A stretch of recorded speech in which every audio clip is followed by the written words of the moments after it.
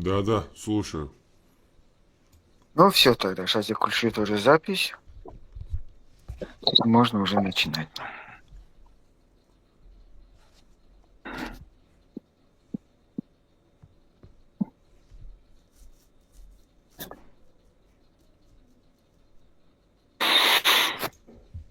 Всем мира и добра. Спасибо, что пришли. Сегодня у нас в гостях антитеррор. Наверное, все его знают. А кто его не знает, он представится и скажет, а, ну, кем он является, какое его вероубеждение и так далее. Если антитеррор, представься, своими словами, может быть, за 2 минуты где-то так. Расскажи, кто ты такой. Спасибо.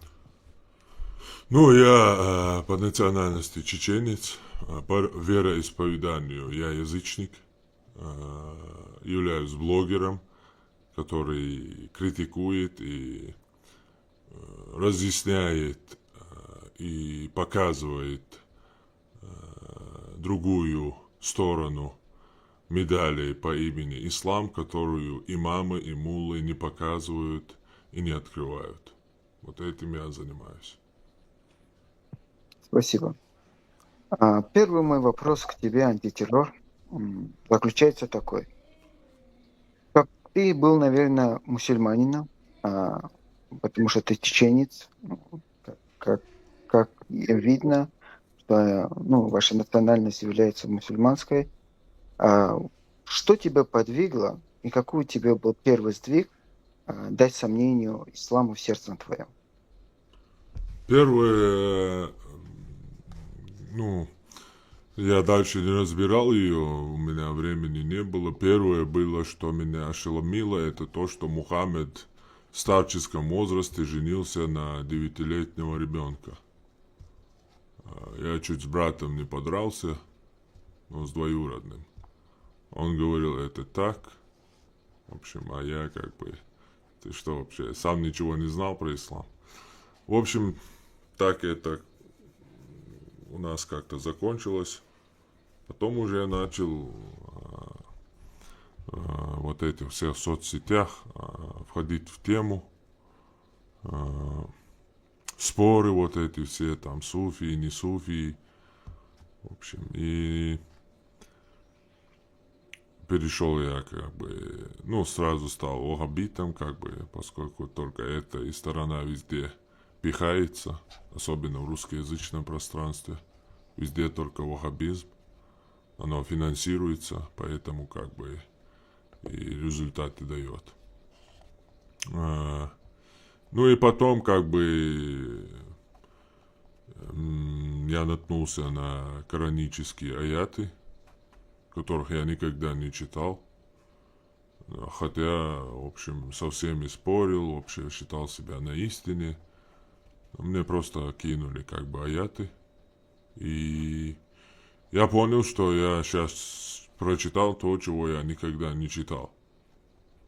Ну и заинтересовался, в общем, и как бы влез в вот эту кораническую среду, скажем так. Начал изучать, начал, в общем, вот эти хадисы тоже отвергать. Потом как бы по чуть-чуть у меня чуть разум развился, нейронные связи я тоже как бы развил. Начал изучать и историю, помимо ислама еще что-то начал изучать. Ну и как бы для меня никакая моральная сторона или еще что-то на меня не подействовало бы, потому что я выстроил коранический ислам в своем разуме, а он его можно оттянуть, затянуть, ну, в общем, как пластилин, как нео, он вообще неуловимый на первый взгляд. И как бы, что бы кто ни говорил, это на меня не действовало. У меня всегда был свой чистый ислам. И что бы кто ни сказал, это все было там придумано вот этими врагами ислама, арабами и так далее. Ну и как бы отойдя, абстрагировавшись от ислама, вообще размышляя о том, кто я, что такое я, что такое вечность, что такое бесконечность, что такое душа. В дискуссии именно в этой дискуссии у меня развились еще нейронные связи. И как бы уже на ислам я вернулся, после этих размышлений, уже с новым взглядом, как бы, и предопределение, вопрос предопределения, в общем, первый вопрос, и как бы он окончательный, а остальные все моменты, вот эти все аморальные, противоречивые, я их вообще не знал и не замечал до этого. Вот первый и единственный вопрос – это вопрос предопределения. Он как бы мне выявил противоречие ислама сразу так, скажем так, на 90% ядерный удар в мозгу. 10% я как бы еще старался, пытался, цеплялся, возвращался, сомневался.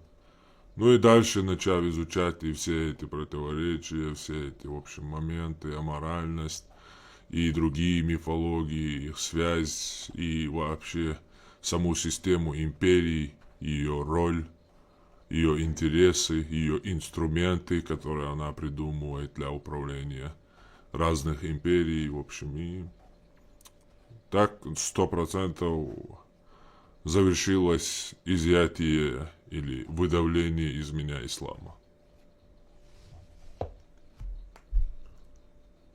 Спасибо. Очень интересно. Опыт. А, я понимаю, что ты находился среди чеченской, если чеченская национальность, там ислам очень сильно прилип к вам. Как твоя семья, Коренными или как твои зубами. родственники, как твоя семья, как твои родные отнеслись к тому, что ты начал сомневаться в исламе? Ну, по-разному. По-разному было. Не было ли Меня. тебе страшно? Да, не было ли тебе страшно, что скажут мои родители или, или еще что-нибудь такое? Не, в этом плане я как бы, наверное, из другого теста чуть-чуть. И если правда, то мне авторитетов нету. Если что-то является правдой, то у меня по жизни не было авторитетов. И как бы поэтому именно я и принимал все эти доводы, переходя из одной секты в другую.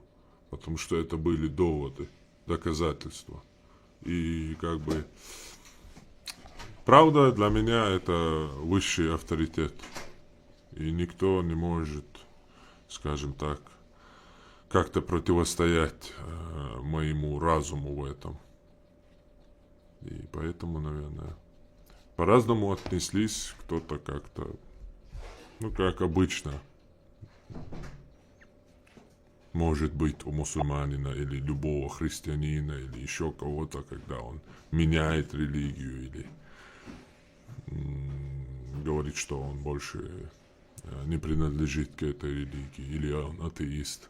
Как в таких консервативных религиозных семьях бывает, как у всех. Вот точно так же. Ничего особенного. Вот так. Хорошо. Что ты узнал о Мухаммеде, когда вот ты уже начал отходить от ислама, и ты начал узнавать о Мухаммеде то, что ты не знал, когда ты был в исламе? Что тебе такое возмущало? Что то ты верил, то ты не верил, то ты себе искал оправдания, что это не так. Были ли у тебя такие моменты? О Мухаммеде я, оказывается, практически ничего не знал.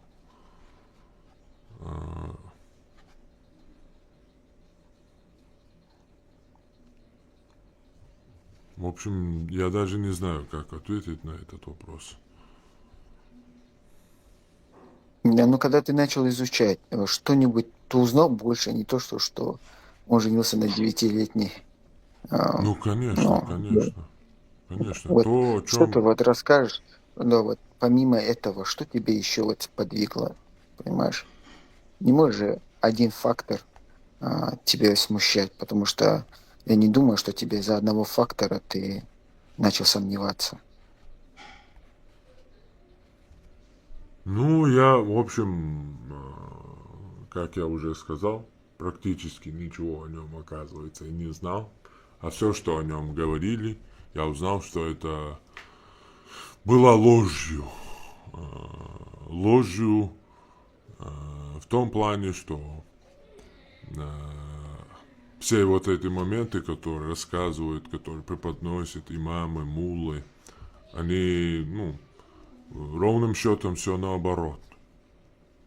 То есть они полностью 180 градусов в другую сторону врут. Наоборот, полностью все. Я узнал, что он был великим трусом, что он был женоненавистником, ну и, скажем так, мягко, неграмотным абсолютно. И что он руководствовался чисто с практической точки зрения, используя и руководствуясь теми знаниями, которыми он обладал, чисто практической точки зрения. Я узнал, что умнее, чем он, были Абу Бакр и Умар, которые всегда наставляли его, которые всегда исправляли его, которые заставляли его, по-ихнему, это не спаслать аяты, а по мне это заставляли Мухаммеда издавать законы, которые нужны для ихней бандитской мафиозной группировки. Я узнал, что он не мог контролировать свой половой орган. Я узнал также, что его приближенные не могли его контролировать. В этом плане были очень слабаками. Ну, я и узнал, что он еще и, скажем так, по тем временам, конечно же, это не столь можно вину вкладывать обычному человеку, но когда говорят пророк, то это уже, что у него есть какие-то, ну, фетиши в сексуальном плане.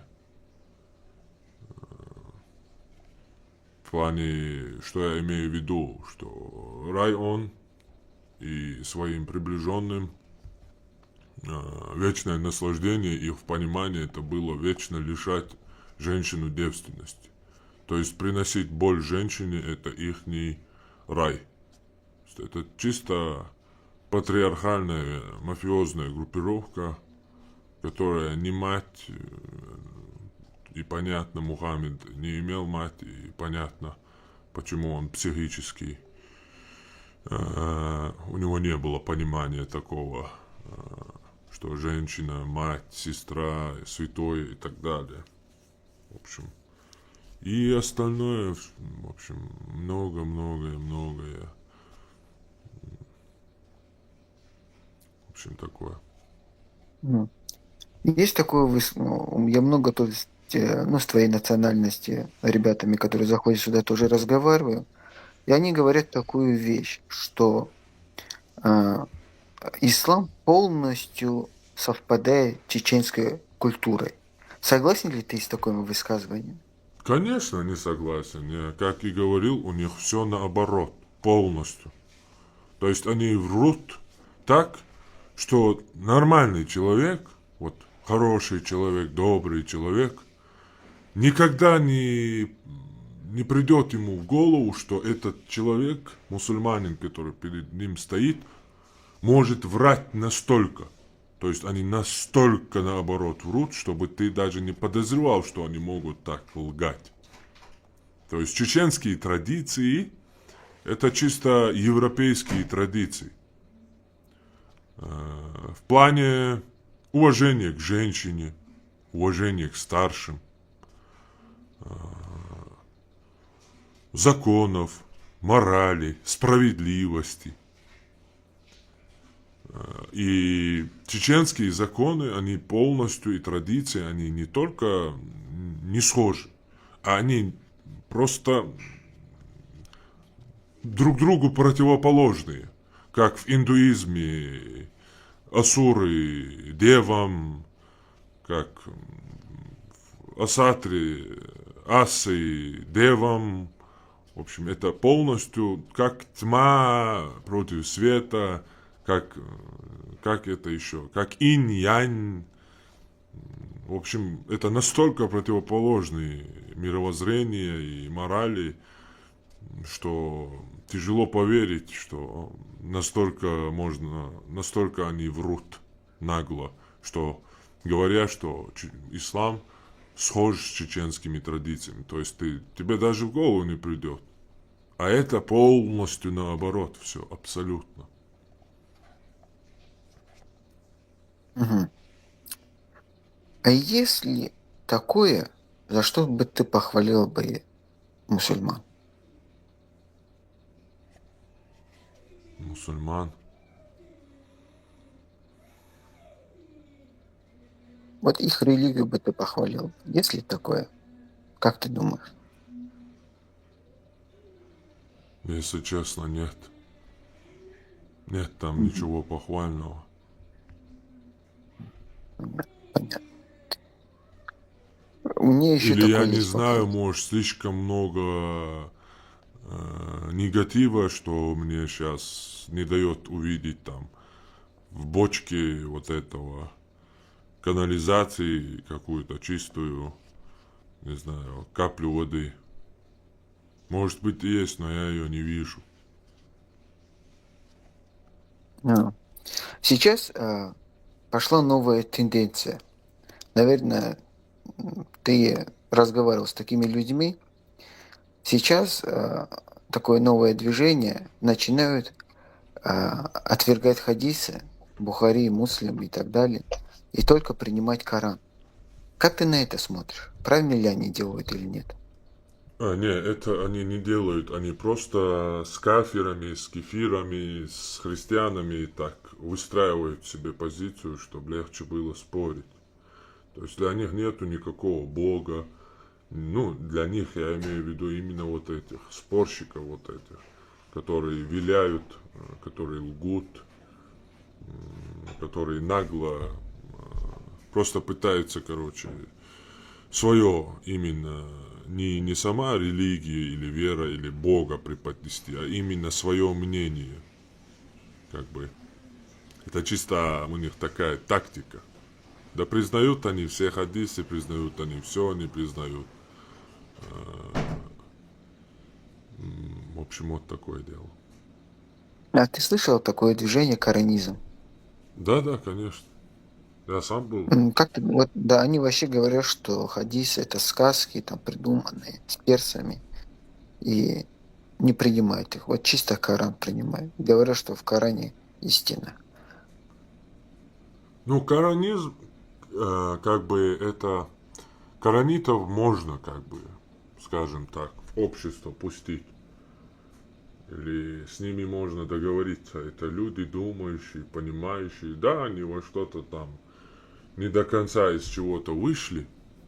Ну, захотелось им остаться. Верят они. Они настоящие верующие. Они верят. Они нигде не ходят. Они никого там не призывают. Как бы.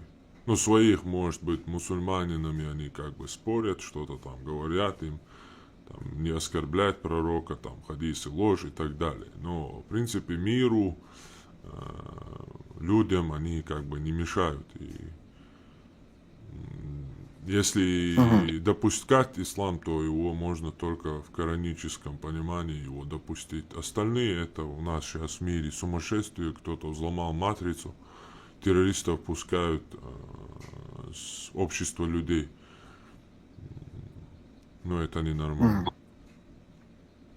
Скажи-ка, из вот этих столько есть, ну, там 77, я не знаю, сколько там течений в исламе есть. Из них кого ты бы определил бы как самых опасных? Самых опасных.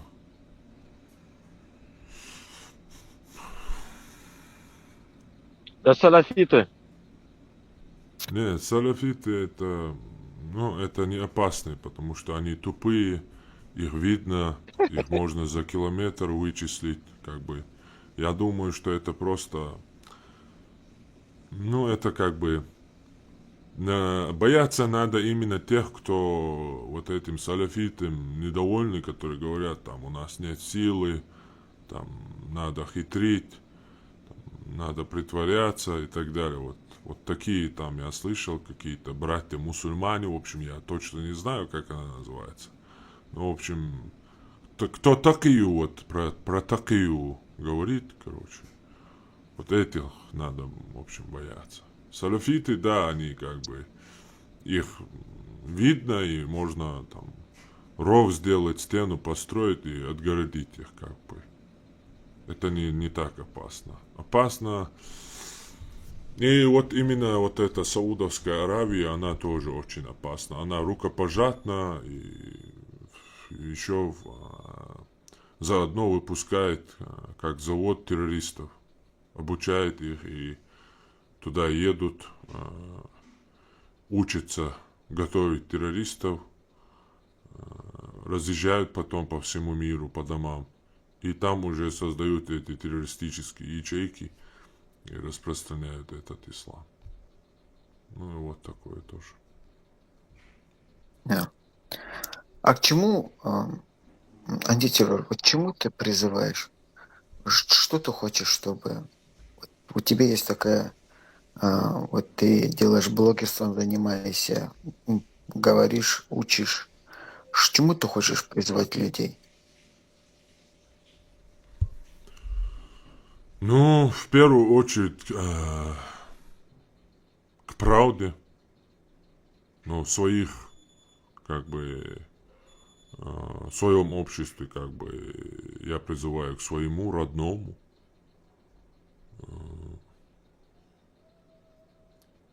Так, в общем, к открытому диалогу, чтобы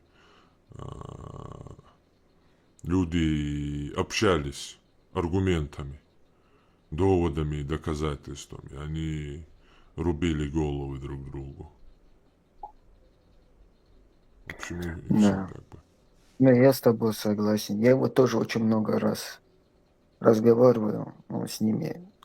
Большинству мне приходится сперва им доказывать, что эти ученые являются авторитетными, чтобы они его принимали. А потом кто-то говорит о хадисах и о мнении ученых по поводу каких-нибудь там вопросов. И сейчас тройная работа началась. Раньше такая, я же поэтому тебе говорю, антитеррор, что сейчас мусульмане, такая тенденция пошла, что они начинают там вилять, как ты говоришь. Виляют направо, налево, не принимают них, а начинают говорить, там, весна, там один человек там появился, мы его не знаем, доверия нету, но в другом иснате смотрим, что этот человек есть, и там пишется, что доверие есть. Ученый другому ученому противоречит. Ихняя религия основана на шархе. Здесь все знают, я люблю говорить на них, что ваша религия основана на шархе. А какой у тебя опыт разговорами с ними?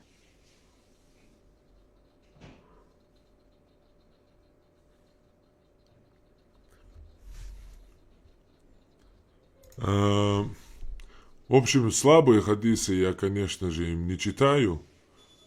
Но я вот тоже в последнее время, ну, недавно понял эту фишку тоже. На одних сайтах они пишут недостоверный, на других сайтах он достоверный. И в Сахих Бухари тоже они сделали вставку. 5105 Сахих Бухари, где там Бухари приводит хадис. Если, играя с мальчиком, ты случайно зашел ему куда не надо, то жениться на его матери нельзя. Да, я И, читал этот хадис. И он да, достоверно вроде. да, да. В Сахих Бухари они под ним сделали Да-да. вставку, что типа в передаче есть какой-то Яхья, Язид, он неизвестен и ему не следует. И дальше идет. Но Сахих Бухари говорить такое, это вообще какой ужас. Нахрена он приводит хадис, Да, который сам и говорит, что они достоверны, он приводит его в сахихе, где единогласному мнению нету ни одного недостоверного хадиса. Они это да. позже сейчас начали, они свои следы, короче, там, кровавые, Антитеррор. А что ты скажешь про очищают. шейха Альбани? Про шейха Альбани что ты скажешь? Шейх Альбани, ну, это Да. обычный, как бы, вот этот ихний работник, который там, что им уже по времени 20 века, когда уже у них же есть уже заложено там 100 лет, каждые 100 лет Аллах посылает обновителя там религии. То есть по времени они, ну, в этой самой религии это уже понятно, потому что к тому моменту, когда возникал ислам, уже был опыт египетской эволюции религии, зороастрийской эволюции религии, иудейской эволюции религии, христианской эволюции религии.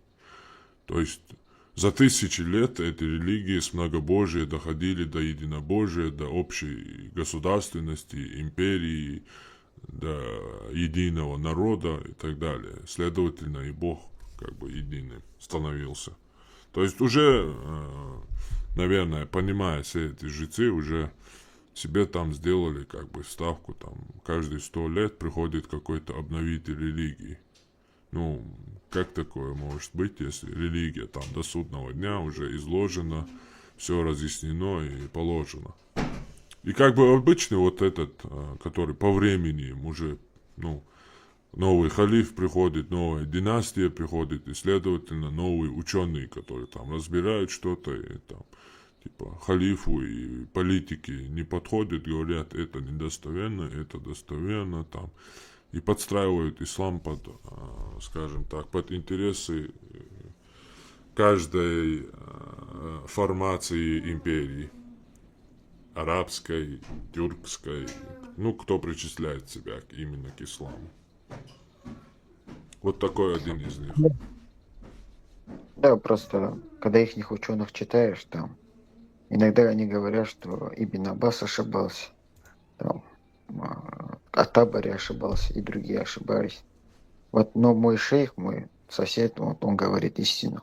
Он там нашел, что опровергнул всех ученых. И когда они мне так рассказывают, я тройное сальто делаю, говорю, это ужас. Я не знаю, зачем тогда вы там 1300 лет слушали этих ученых, если они в этом ошибаются.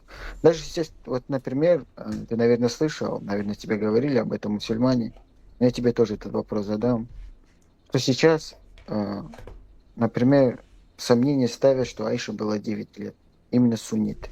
Как ты на это смотришь? Они там находят, там, как-то разбираются в каких-то вычислениях и говорят, что ей не было 9 лет. Но это опять же демонстрация полного отсутствия чести, морали, справедливости, хоть какого-то стержня. Имея на руках около, не знаю, штук 30 хадисов, где Айша сама говорит, что ей было 6 лет на момент сватовства вошел он в нее, когда ей было 9 лет. Когда ей было 18, Мухаммед умер. И не считая вот этих всех Сахих Муслим, Сахих Бухари, хадисов, что ее игрушки были с ней, что она с подружками играла в куклы в доме посланника, что ее откармливали, чтобы перед тем, как отправить к Мухаммеду, длинными огурцами и финиками.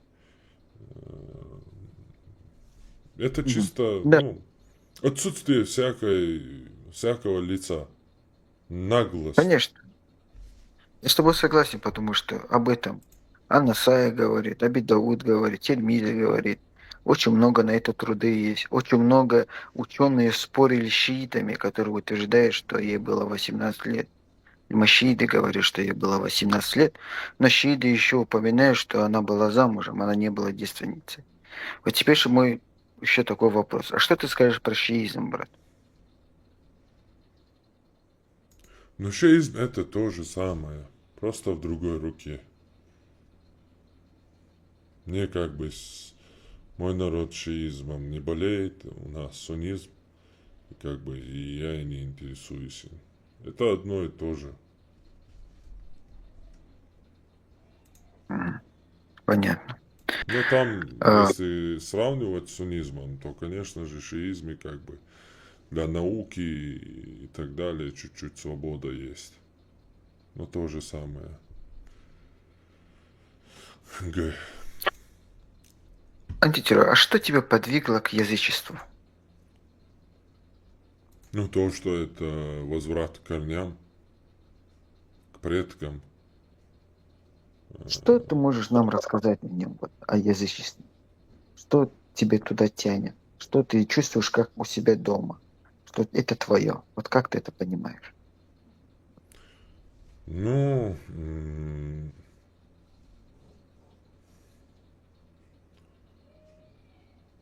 ну, это обычно, как я и говорю, это связь с предками,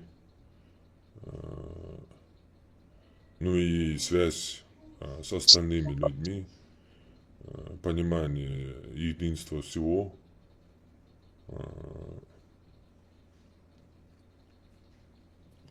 справедливости, истинности, потому что язычество это то, что есть. То есть там не придумывается материальный мир, нематериальный мир, черные дыры, там, душа. Все очень просто. Все есть Бог, и Бог есть во всем. И все едино. Все едино. Есть вода, Понятно. вот вода есть, у воды есть своя сущность.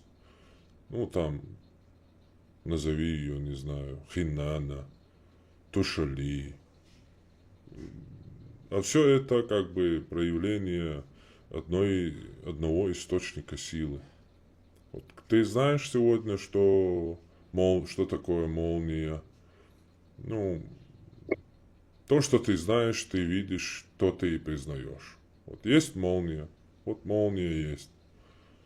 Ее М, некая высшая сила дает. То есть ты не придумываешь, ты не усложняешь, ты не пытаешься лохануть, ты не имеешь эту хитрую, ты не воспитываешь эту ехидную, хитрую политику. То есть у тебя есть стержень, у тебя есть честь, у тебя есть бесстрашие перед на правде. И как бы тебе все равно вообще. Ты счастлив. Ты знаешь, что ты на правде, ты знаешь, что ты со своими предками встретишься достойно, что ты отдал дань уважения им, а также и Богу, а также всему сотворенному им. Как бы вот такое дело. Я вижу, что у тебя скандинавские боги, да? Если я не ошибаюсь. Ну, Ну, ближе. мне нравится сам мотив и то, чего он несет, и то, чему оно учит, нежели вот это именно исламские, библейские мотивы, М, воспитывающие трусость, аморальность, женоненавистничество, сутенерству, к геноцидам, всяким представлением ложного, плохого, представляя это чем-то хорошим, благим, добрым, богоугодным и так далее. Как бы. А тут как бы открытие, новые земли, воинственность, справедливость, честность, уважение, честь. Ну, все это старое мне как бы импонирует, и много мудрости именно вот эти мифы, связанные с этими людьми, несут, что отражает, что меня знакомит с людьми, которые именно непосредственно верили в эту мифологию, ну и создавали ее, и их культуру, и их мировоззрение. Как бы это я считаю ближе. м. Сравнение. Вот я хочу сделать, чтобы ты сравнил как нейтральный человек. Для тебя сравнение Иисуса и Мухаммеда это одно и то же? Или ты даешь им разные объяснения? Именно Христа и Мухаммеда. Конечно, конечно.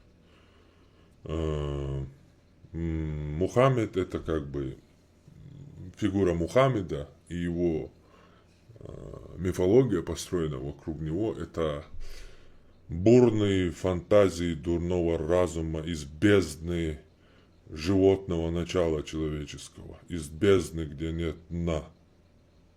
А Иисус, он как бы, под Иисусом собрано как бы 3000-летнее развитие египетской мысли, философии, а также от них непосредственно перекочевавшая греко-римскую империю философия. И как бы это на самом деле, ну, как небо и земля разные фигуры. Оно Если что-нибудь, невозможно никак сравнивать, помимо того, что они оба как бы восходят к иудейским корням. Вот в этом вот Мгм. иудаизме как бы можно как-то там какую-то связь найти.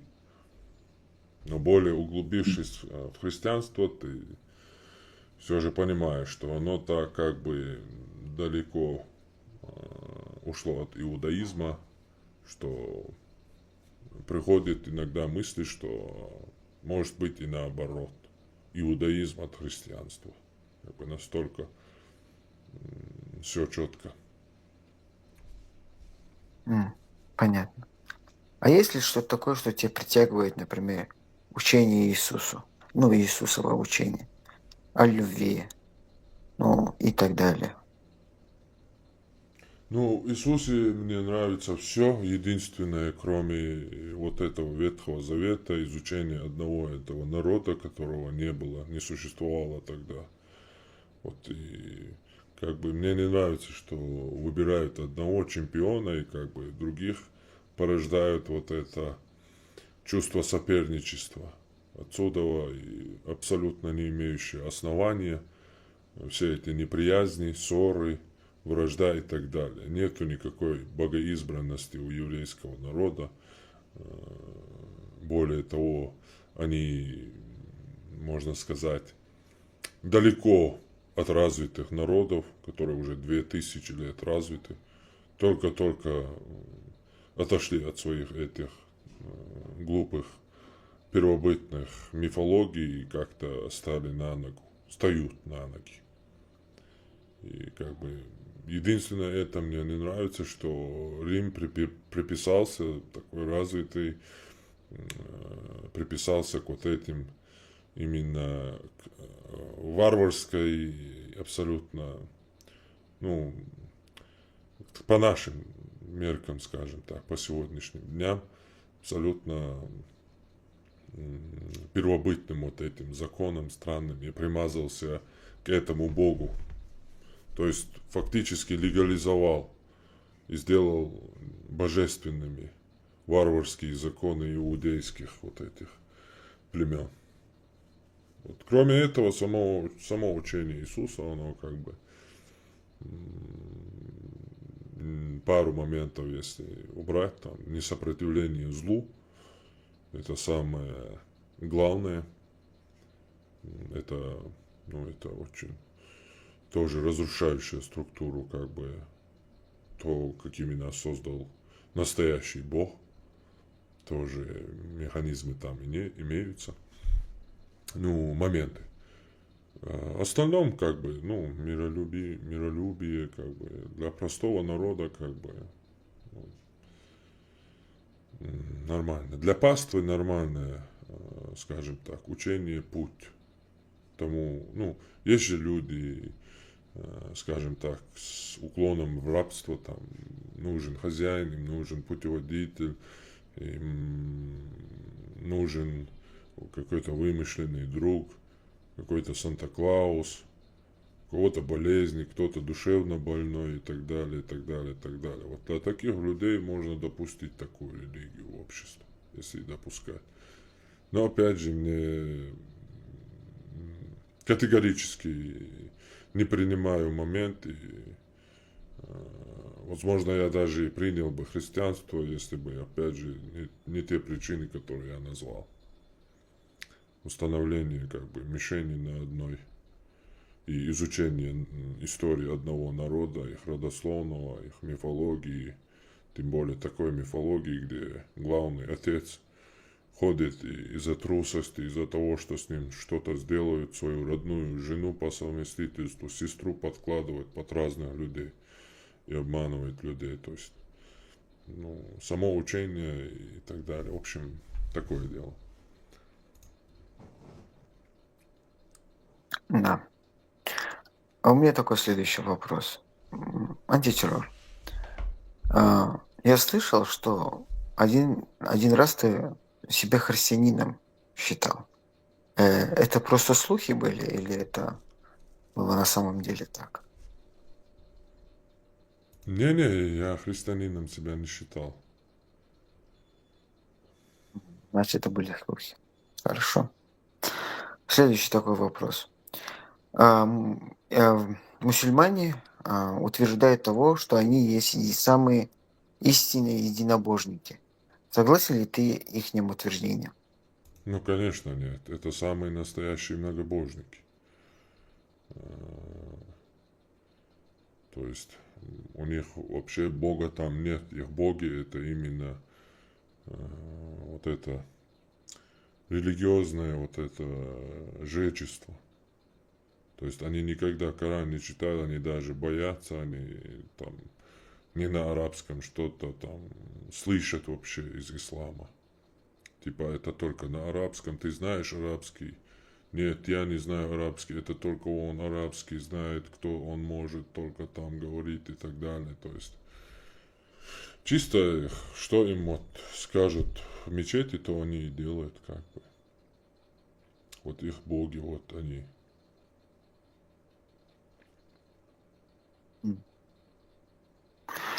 Мгм. Что ты скажешь еще, что-нибудь добавишь? Вот что я тебе задавал вопросы, которые... Что ты можешь добавить, рассказать?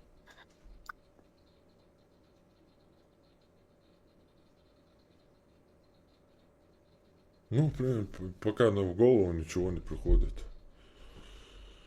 Если честно, если у кого-то там будет вопрос или еще что-то. Да, я Можете сейчас уже, спросить. наверное, начну, потому что ты уже, все тебя уже знают, ты популярная личность. Если что, ребята, подписывайтесь на антитеррора группу. Иногда просто антитеррор тебе нужно на русском немножко разговаривать. А я иногда хочу зайти послушать тебя, но, увы, я не знаю чеченский язык. Ну, мы как бы пытаемся как-то, э, скажем так, 50/50, но обычно с нашими людьми как бы не всегда получается. Есть и, ну, не в России живущие, давно уехавшие из России там. Есть в России живущие, но не знающие, не понимающие хорошо русский язык и как бы не умеющие разговаривать или стыдящиеся на нем чуть-чуть разговаривать. И как бы, как с гостями, как получается, вот, если русский понимает, на русском общается, то с ним как бы на русском разговариваем. Да. Ну, давай тогда слушатели пусть зададут вопросы, потому что здесь многие хотели тебе задать вопрос. Давайте, кто первый хотел бы задать вопрос? Вот здесь есть обрезанный какой-то. Задавай вопрос, обрезанный. Именно такой вопрос. И чеченский язычество, он сохранился или как ты к этому следуешь вообще, если, по сути, это религия мертва? Ну, язычество это не такая религия, как, например, со своими вот этими именно установленными какими-то ритуалами и так далее. Язычество, прежде всего, это понимание духовности этого мира, понимание единства его, и культ уважения к предкам, и прежде всего термины какие-то сакральные, священные, скажем так, моменты предков, которые они там выполняли, уважали. А или кто что-то Верховный Бог? Верховный Бог, опять же, в язычестве, оно как бы, оно не догма. Язычество это не догма, это восприятие мира, какой он есть. А, что вы говорите? Догмы есть. Я могу дать пример там. Ну, наверное, Связано. у каких-то языческих, ну, надо понимать, что язычество это помимо иудаизма, христианства, ислама, буддизма, индуизма, это не обязательно какая-то единая общая религия язычества. У каждого народа свои религии какие-то, нашим сегодняшним названием, термином, если пользоваться, религии были. Это вера. У каждого народа и даже в каждом народе, у каких-то племен разные были свои вероубеждения, почитание чего-то. И то, что их окружало, то они и уважали. А солнце уважали все, потому что оно светило над всеми. Поэтому по всему миру мы находим культы солнца. То есть это не обязательно там возвращение к идолопоклонничеству и так далее. И оно бывает разное.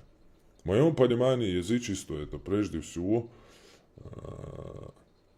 признавание реальности, то, чего есть, и не придумывать то, чего нету. Значит, я хочу напомнить И на родном слушателям, своем, именно культ предков. Тот язык, на я, котором они разговаривали, то, что они уважали, и к ним уважение их не забывать и так далее. Прежде всего, самое главное вот это. да, я хочу напомнить слушателям, пожалуйста, задайте один вопрос. Здесь сегодня у нас ни диалоги, ни дебаты. Если с антитеррором хотите дебатировать или что-то ему доказать, то вы можете ему написать в личке, наверное, он вам не откажет. Поэтому давайте следующий вопрос. Мой друг... Можно я задам? Хадис. Ну хорошо, Рома, ты потом задашь. Давай, Амир, задавай. Да. Антитеррор. Здесь есть и мусульмане, и другие христиане, например. У меня такой вопрос. Если ты, например, найдешь у кого-то вот истину, да, которая истина есть же, да, ну, на твоем смысле, вот если истина, ты примешь ну, эту религию или не примешь? Конечно, приму. Мне-то что? Мне вообще, мне без разницы. Правда, все, без никаких проблем. Что бы это ни было. Если это правда, я это принимаю.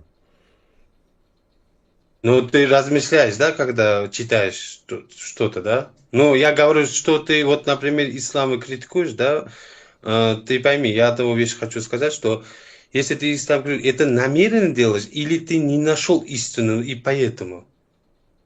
Вот это надо В узнать. исламе я нашел истину и убеждение, то, что ислам это, ну, аморальное и военная пропаганда для бандитской группировки 7 века с их 7 веком представлением, которое позже переросло, когда уже империя была основана, переросло в какую-то имперскую религиозную систему, уже познакомившись с персами, с римлянами, как бы свое тоже надо сделать. Либо принимать что-то, а если ты принимаешь что-то, то ты автоматически идешь, если христианство, то под контроль Константинопольского вот этого епископа он называется, или как он, или римского вот этого папу. Если там зороастризм принимаешь, то там зороастрийского верховного жреца, как бы, и приходится, ну, который, ну, по причине всего этого они придумали именно свой собственный для своей религии инструмент. В общем, у меня есть осознание истинности, что это так. Все, я понял. Спасибо тебе. Рома, можешь задавать вопрос теперь? Приветствую всех. Антитеррор. Такой вопрос, он из разряда фундаментальных. Часто можно было услышать от тебя на трансляциях, что мусульмане поклоняются черному камню, который находится, встроен в Каабу, да? Такой вопрос. В Коране четко, ясно сказано, что Бог является одним единым, и ему нет равных, и нет ничего подобного ему. Не видишь ли ты в этом некое расхождение и противоречие в том тезисе, который ты, излагаешь, да, относительно черного камня? Говорить можно все что угодно. Например, там, не знаю, ты можешь говорить, что корабль летает как самолет. Но от этого оно все-таки не летает, оно как бы есть корабль и есть. В Коране написано много чего, но по факту это таким не является. Они говорят, что Аллах везде, что Он слышит всегда и так далее. Но в то же время они говорят, что Он спускается 1/3 ночи, чтобы послушать, вызывает к Нему раб его или нет. Они идут там, крутятся вокруг камня вот этого. Но это настолько древний, первобытный, папуасский элемент религиозности, вероубеждения, веры из каменного века идущая. То есть это настолько... И ты можешь как бы назвать там в Африке, найти кого-то там, которые вокруг огня до сих пор бегают, как там миллион лет назад, и сказать, что они там веруют в Бога, они огонь там просто бегают вокруг него. Но от этого это же не изменится. Они целуют камень, они поклоняются, поворачиваясь к этому камню. И полностью, как бы, если это... я как сказал, я язычник. Я не придумываю, я не телепат, я не могу смотреть в мозги людей. И мне это не интересно. То, что ты делаешь, это я вижу. И поэтому я и буду тебя судить. А то, что ты там, убивая или насилуя женщину, там себе представлял, что ты ей как-то помогаешь, и себе какие-то аргументы нашел, себя обмануть, но это на меня не влияет. Я то, что вижу, я это принимаю. А то, что я не вижу, и то, чего нет, я как бы не пытаюсь там что-то найти, очистить и так далее.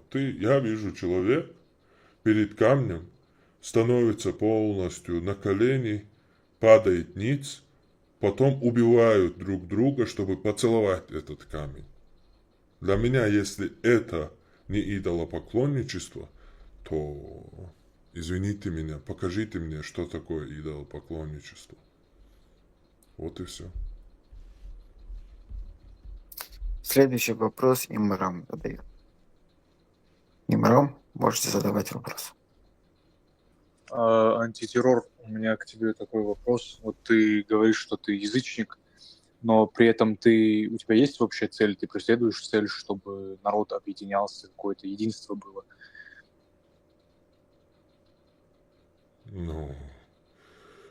Единство есть, и у каждого осознанного гражданина должно быть как бы единство. Это вообще, я считаю, фундаментально. Я там не учился на политологов, эти все книги я не читал, но я считаю, что по логике в этих книжках должно быть прописано, что каждый осознанный гражданин должен хотеть этого единства своего народа, своей нации, как бы всего хорошего ему, его развития и так далее.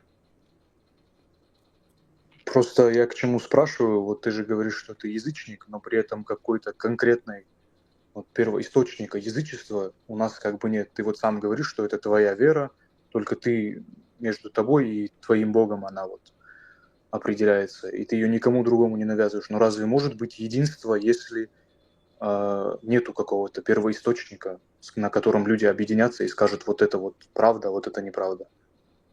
В том-то и вся прелесть и красота язычества. У нас нет религиозных войн и религиозных каких-то ссор с людьми. Мы язычники, как бы, у нас и многобожие, у нас и единобожие, как бы. У нас много богов, там, ты пришел с каким-то Иисусом. Ну и что, еще один бог в копилке. Пришел с Аллахом, ну, какие проблемы? Мы отдадим там жертву в честь твоего Бога без проблем, уважим тебя, угостим тебя, дадим тебе там кров, ночлег, с честью сопроводим тебя. В этом и вся красота. А вот это христианство, ислам и весь этот авраамизм, корень один, ветки разные, и уже 1000 лет мы видим плоды этого одного корня.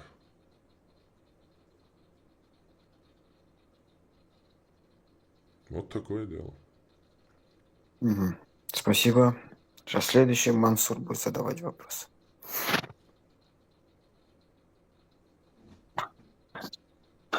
Мансур, можете задавать вопрос? Не, у меня не было вопроса, хотел бы немного поправить насчет того, что говорили там, спускается, поднимается насчет атрибутов Аллаха, что в этом есть хляф, разногласий. Ну, в Антитеррор. Сахих хадисе, если есть разногласия, то я не знаю. Не, Там Сахих есть вообще хадис что-нибудь. разногласия. Понимание, там есть разногласия. То есть, как это понимать? Ну да, совершенно. это как бы, да, это уже подрелигиозные какие-то споры. Это не в моих интересах вставать в какую-то сторону и говорить, нет, это так, нет, это так. Мне как бы, что там сказано, все понятно.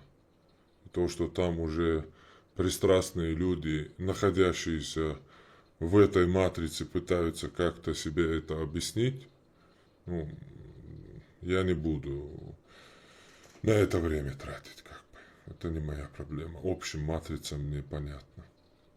И чтобы там как по отдельным вопросам не было каких-то разногласий, общую картину она нисколько не поменяет. Добрый вечер. Можно вопрос? Да давай, Дамир, задавай. Антитеррор. Очень приятно вас слушать. Интересно по-своему.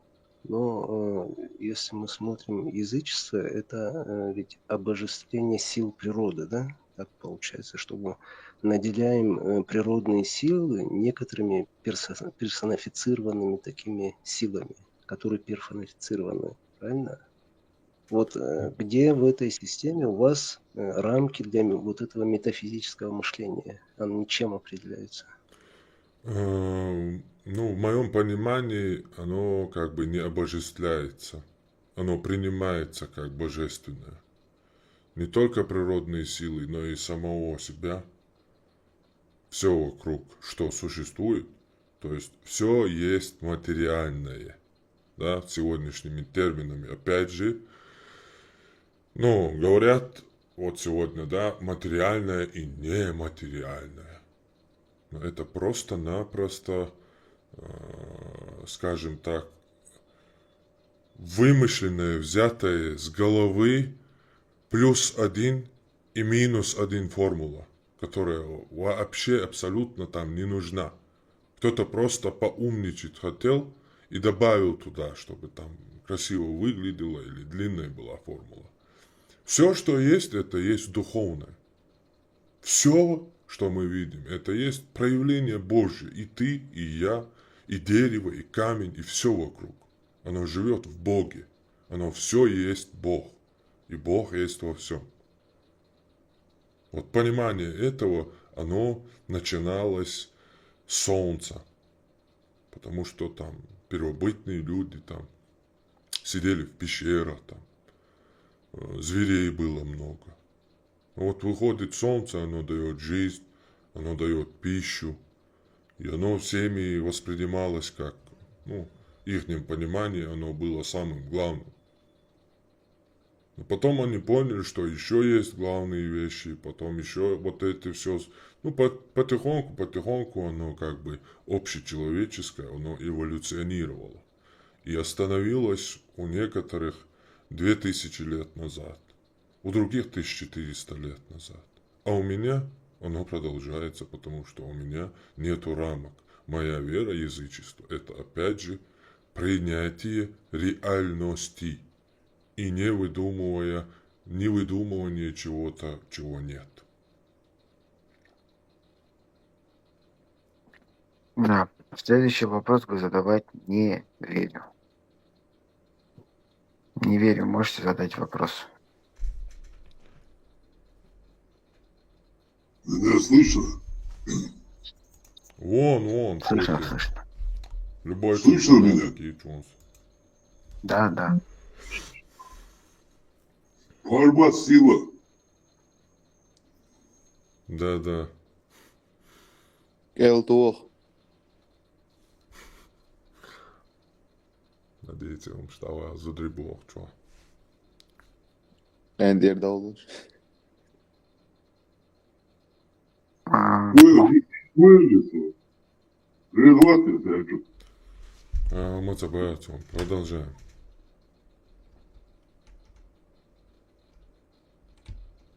Не верю, вы будете задавать вопросы или нет? Не, он не будет. А, У меня вопрос. В чем смысл жизни? В чем заключается смысл? Смысл жизни, опять же, это еще раз придумывание то, чего нет. Нету никакого объективного смысла жизни. Это опять же усложнение, придумывание и так далее. Черные дыры, теория относительности и так далее, и так далее. Смысл жизни у каждого человека свой. Так было, так есть, так будет всегда. Мы не армия клонов. И никогда не получится из людей сделать армию клонов. Настоящий Бог, который нас создал, этого не допустит. Потому что Он создал нас разнообразными и индивидуальными. И Он в каждом из нас проявлен индивидуально.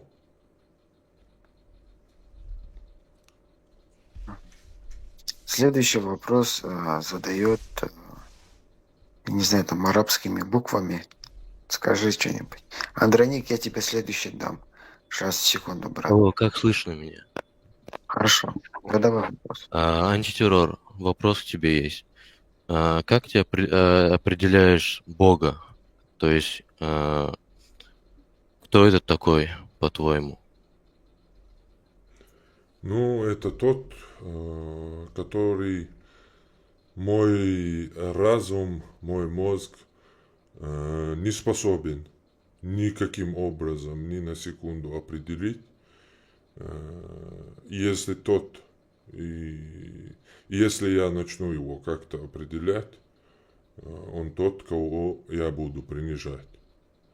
Вот он начало всех начал, бесконечная причина всего. В общем, все, что я могу сказать. Следующий вопрос Андроник задает вам. Андроник, брат, задавай вопрос.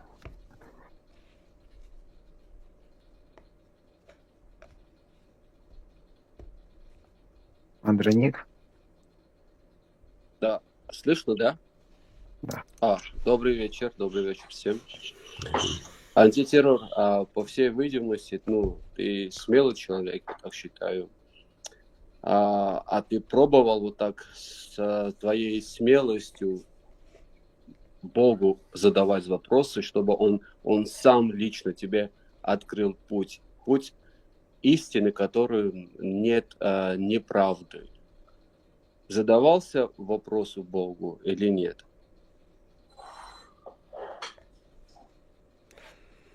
Ну, Богу, скажем так. Я поясню, да, вот ты человек, который стоит на распутье, и отчасти я тебя понимаю, потому что ты не знаешь, куда идти. Налево, направо, везде говорят, у нас хорошо. Но ты сам понимаешь, что Бог есть, и Он может тебе направить, управить твой путь. Пробовал просто вот так стать смело и искренне Богу сказать: Боже, ну ты создал мне, ну ты дал мне жизнь, ну и путь укажи, ну и путь покажи. Ну, я такого не делал.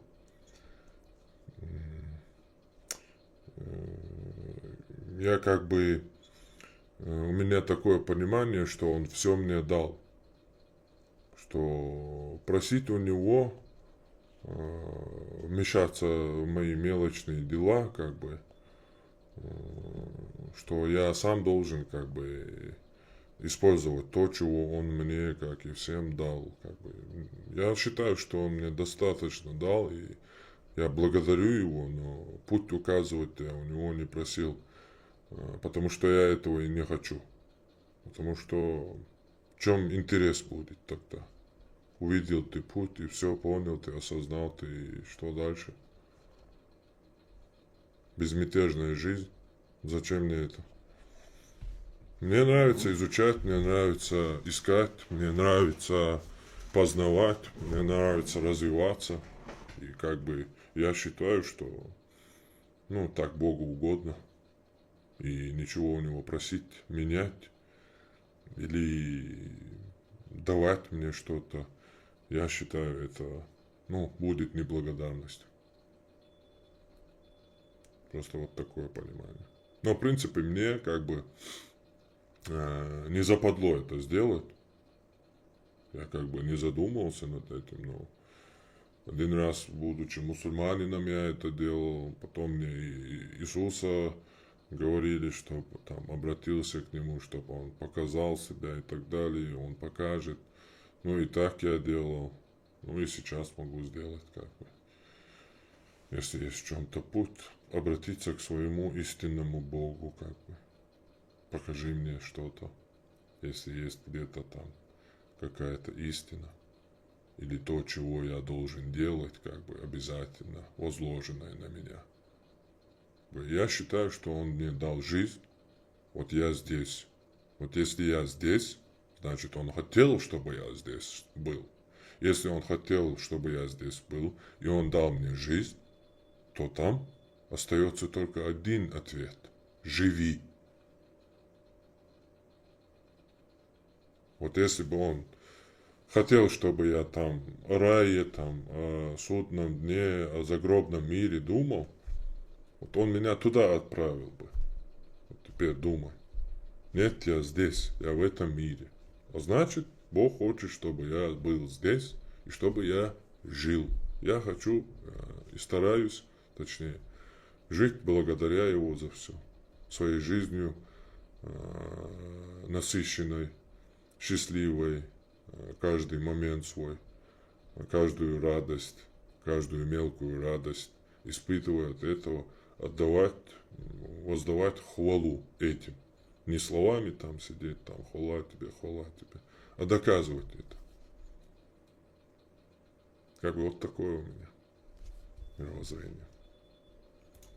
Да. Кто еще хочет задать вопрос, пожалуйста, поднимите руки. Или Я, что? Да, я задам.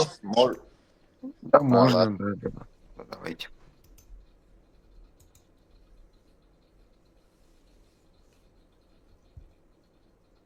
Задавайте вопрос. Кто задает? Вы. Антитеррор, добрый вечер. Скажите, пожалуйста,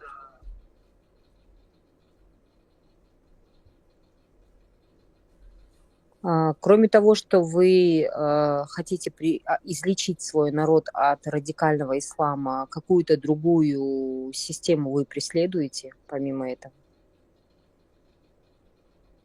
Нет, ну, как бы,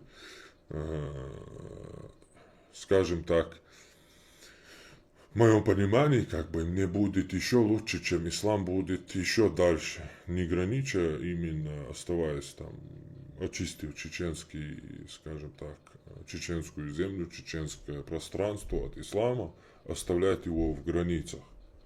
Мне как бы чем дальше он, тем и безопаснее. Чем дальше я хочу, чтобы он был.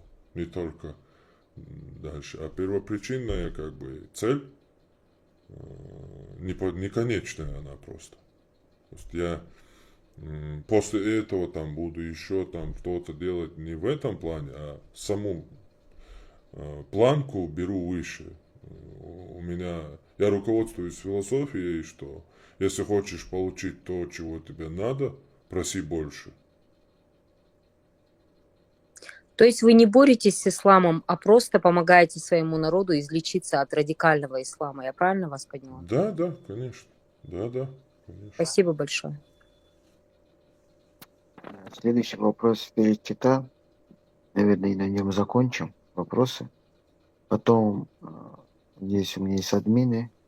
Можно потом дальше просто свободный разговор. Если антитеррор. Будет тебе интересно, здесь многие хотят просто свободно с тобой поговорить. Если ты согласен. Хорошо. Все так. Афеличта, можете задавать вопрос. Добрый вечер. Добрый вечер.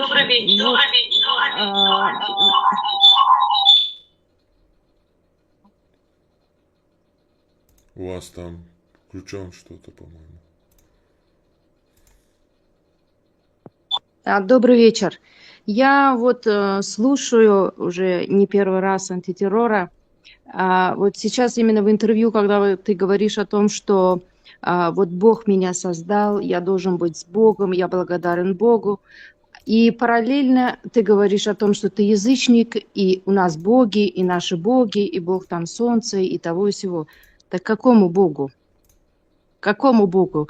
Если вы верите в одного единого Бога, которого вы еще пока не определили, так как тогда другие боги, ваши языческие? Тогда какую функцию вообще они выполняют? То есть они вылетают. Они, получается, у вас просто выдуманные персонажи. Солнышко, там, дерево, Может, солнце, не вода, ответить, воздух, или как вы New сами Age. будете отвечать? Какой смысл? То есть Бог какой-то определенный должен быть, единый внутри. Да, если вы мне То есть задаете, то я отвечу. Не получается, я сам отвечу как-то на вопрос. Первое, я не говорил, что я верю в единого Бога.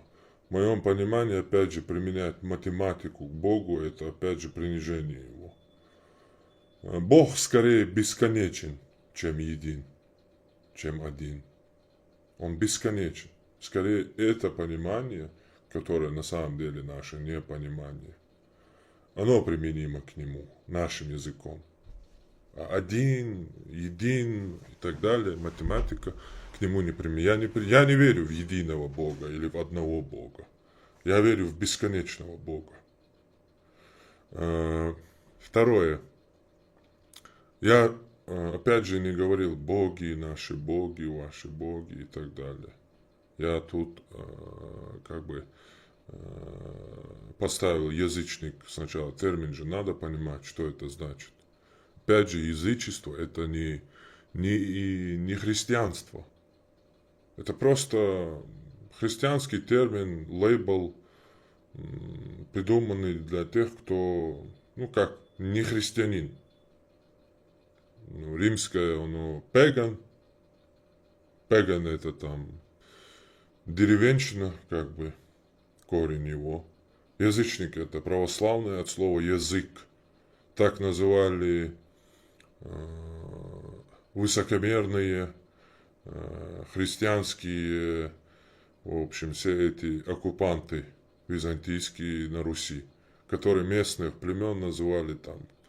Сам патриарх это, так, кстати, тоже говорит, озвучивал. Эти славяне это кто там, дебилы, которые там в лесах жили, на непонятном языке разговаривали. То есть взяли и уничтожили язык народа. И дали им какой-то новый, другой язык. То есть все уже. Вот этих людей уже можно считать, их нет. Как бы. И такой лейбл, именно русское слово язычник, оно оттуда корнями идет. Я язычник, потому что я на своем языке разговариваю и буду разговаривать. И как все вот эти люди говорят там с ядерными бомбами, которые, если их страны не будет, говорят, что нашего мира тоже не будет. Зачем им мир, в котором не будут, они такие важные, то есть без них мир не обойдется, видите ли. Ну, точно так же и я говорю, зачем мне мир, в котором не будет чеченцев. Зачем мне такое? Поэтому я язычник. Поэтому я разговариваю на своем языке. Я помню свой язык, изучаю его, буду изучать и буду говорить на нем до скончания времен. И никогда не ассимилируюсь.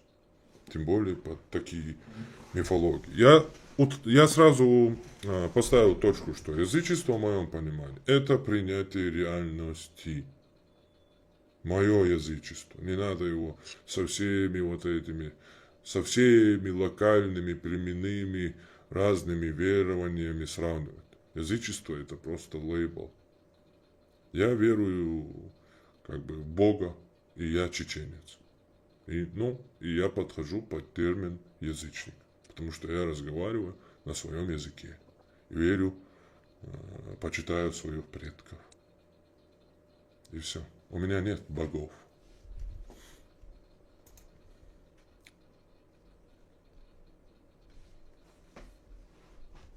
Дамир, а ты будешь заканчивать, наверное, да, уже? Хадис.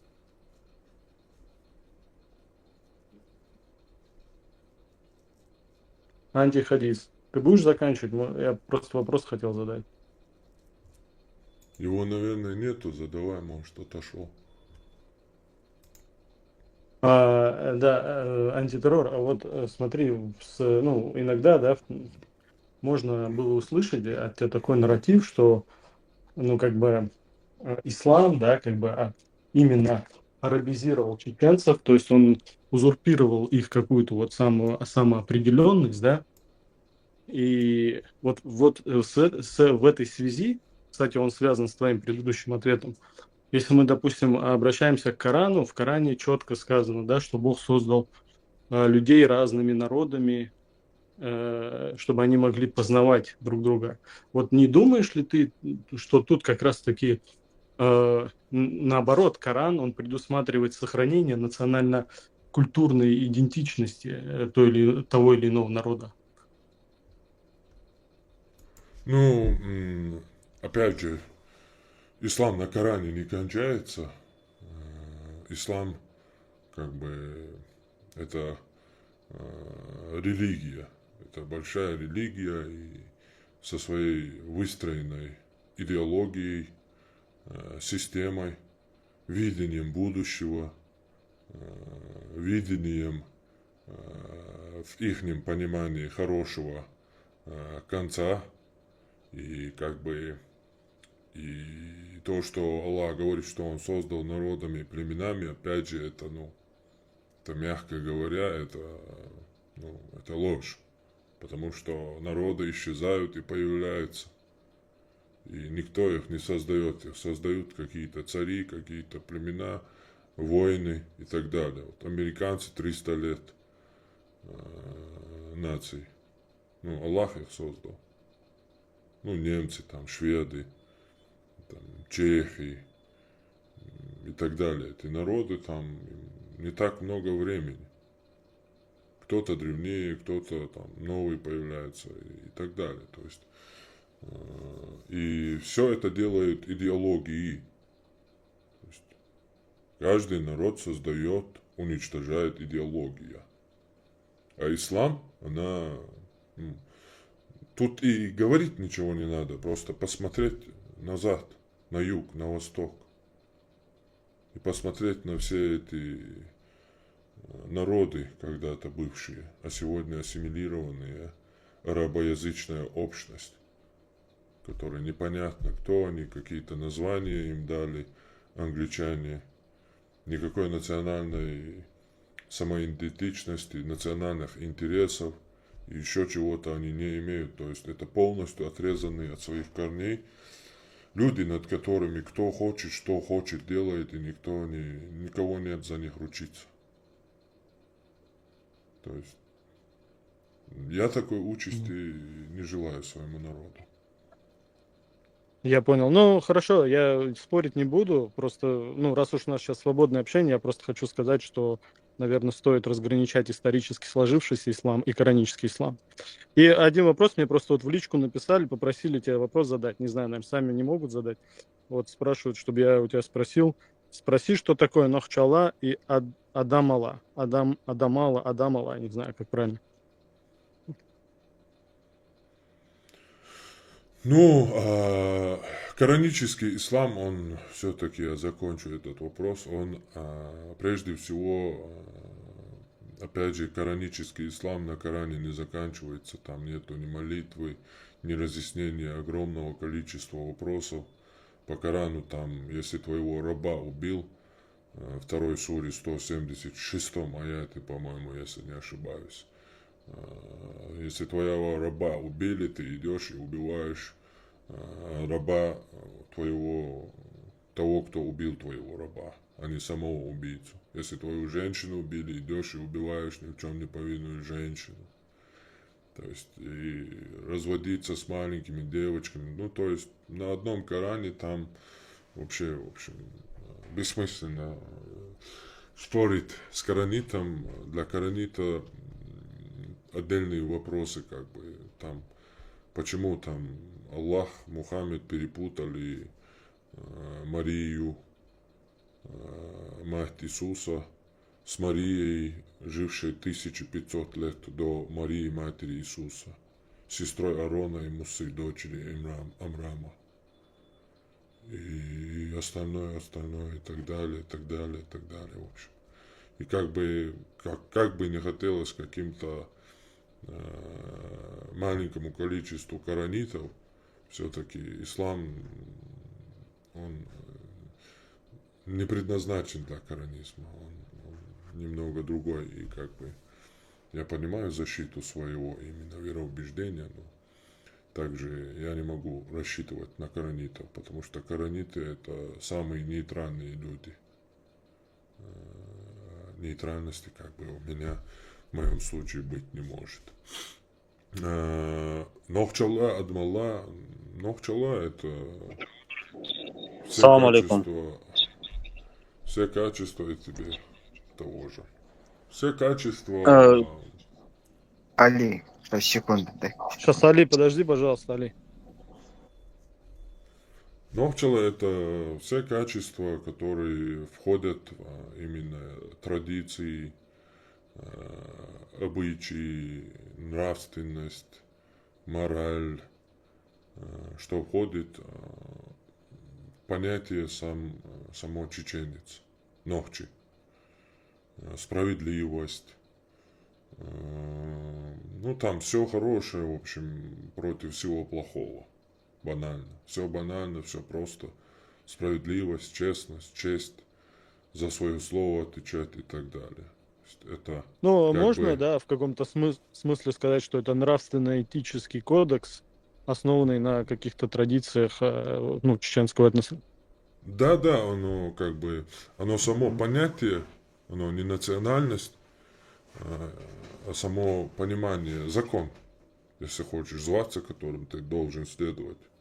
Ну, такой, само значение слова, как бы, это селекция. То есть, Понял. нехч у нас еще сыр называется. То есть, это то, что селекцию делаешь Я и понял, выводишь из общей массы. Сублимированное что-то такое, ну, понятно, да. Из общей массы какой-то, да, какая-то человеческая масса, ты из них выбираешь, как бы. Вот это называется нохчи. Нахчалла. Нахчдахка. И выбираешь Понятно. ты тех, кто... Они сами выбираются, вызываются, как бы. Мы будем следовать этому и будем соответствовать этому. Вот они, как бы, являются нохчи. Туда входит все хорошее против всего плохого. Вот Адмала Понял, это спасибо. человечность. От слова Адам человек. И человечность. Относиться ко всему живому, человеческим, как бы, с пониманием, что его создал Бог. Есть у нас огромное количество фольклора, легенд и рассказов, которые передаются предками, уважение к окружающей среде. То есть у нас строгий закон был по всему, по всей, скажем так, земле, что нельзя живое, здоровое дерево любить. То есть, а когда в лес шли, топор прятали в какую-то одежду или в тряпку чего-то. То есть из-за уважения к этим деревьям, чтобы не пугать их. Вот этот топор прятали. Если солдат прятался за лошадь, то не стреляли, чтобы не повредить лошадь. Ну и так далее, и так далее. То есть ко всему относиться как к живому, с человечностью. Что в корне противоречит, кстати, исламу. Потому что в исламе свой, чужой. В исламе есть мусульмане и не мусульмане. И все хорошее мусульмане желают мусульманам только. Когда ты говоришь спасибо тебе, тебе отвечают спасибо всем мусульманам. Или удачи тебе, удачи всем мусульманам. А адмала, оно как бы не разделяет людей. Людей, животных, все живое. Вот что значит адмала. Здравствуйте, здравствуйте. Как ваша жизнь? Подождите немножко. Здесь Али хотел задать вопрос. Али, Да, задай. у меня один вопрос. Почему вы приписываете ваххабитскую идеологию, например, на мусульман и шиитов? У меня все. Почему я приписываю? Не приписываю. Я просто в сортах не копаюсь. Меня спросили про шиитов, я сказал, как бы про шиизм я ничего не знаю, но это то же самое, что и вот этот суннизм, только в другом понимании чуть-чуть. И у меня я в с вами народе не шиизма соглашусь. нету, и, следовательно, меня шиизм не интересует. Я не сравнивал шиизм с ваххабизмом. Ну все тогда. Вот арабскими буквами, которые. Что-то хотели сказать антитеррор. Да. Вот, когда я слушал антитеррора, он сказал, то есть чеченские традиции, они очень похожи, то есть как и европейские, и более такие, он сказал. Да, вот все мы это слышали. И как понятно, сам антитеррор, он против детских браков, очень против. Он винит Мухаммада в этом. Но он так подметил, что чеченская традиция, она очень схожа. То есть нормально. Чеченская традиция, европейская традиция. И вот у меня интерес такой появляется. 27 июня 1380 года 12-летняя Мария стала женой. То есть Мария де Бугон. Вот. Это европейская такая традиция была. Десятилетняя Бланка вышла замуж. Десятилетняя Бланка вышла замуж тоже за Людвига. Бланка Бланш английская. Подожди, пожалуйста. Бланка Бланш английская. Ты целую лекцию читаешь. На секунду, подожди. Целую лекцию не надо же читать. Мы тут не собрались читать, слушать твою лекцию.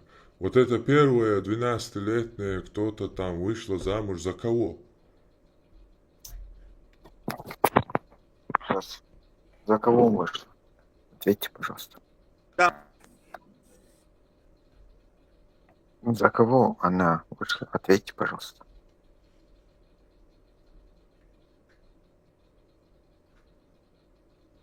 Ты сказал, европейские, чеченские традиции схожи, нормальные, все, нет никаких проблем. А то, что там вот эта девушка кричит, хайде, дик, тек, тюэля, и что-то такое, это мне абсолютно пофиг. Короче, он не хочет вопросов отвечать. Ну, европейская мораль тут как бы Абу Джафар чуть-чуть свои нейронные связи в голове развей, чуть-чуть развивай, почитай что-нибудь. Но ты слишком туго думаешь. Там он Чикатило что-то в Европе сделал, там, европейской части там. Он кто-то там еще что-то сделал. Он чеченец что-то сделал. Он дагестанец что-то сделал. Он араб что-то сделал. Оно же не меняет глубинного понимания этих терминов и не распространяет, не обобщает это на всех. Культура – это в абстрактном понимании, общее, объективное. Если ты не изучал культуру, историю развития людей, появление языка, его развития, расселения людей, то почитай, у меня есть книга «История всего для чайников». Орден Хорса называется. Вот Европа – это кельты, индоевропейцы прежде всего. И почитай культуру индоевропейцев, кельтов, германцев, скандинавов. И почитай чеченскую культуру, которую ты, конечно же, не знаешь, потому что ходишь, надев арабский платок, изъясняешься на арабском, постоянно подражаешь арабам, имя носишь арабское, вот, поэтому тебе не знакома чеченская. Вот я в этой книге также и чеченская продемонстрировал. Я тебе сейчас начну с кельтами, с германцами и скандинавами проводить параллели, но ты там нигде не подберешься, так что у тебя, в общем, ты, конечно же, пытаешься, но пока что слабо. Тебе нужно, если в чем-то меня хочешь подловить, тебе как минимум надо эту одну мою книжку почитать для развития чуть-чуть. И, я не знаю, шум, наверное, будет. Да я ему не открою этот микрофон. Или раз он... Я знаю Абу Джафара. Тоже прекрасно. Да, Абу Джафар, красавчик. Вообще не сдается, позорится до конца. Молодец, уважуха. Есть еще кто-нибудь, что хотели бы задать вопрос? Вот здесь еще новенький какой-то. Давайте ему дадим. Задавай вопрос.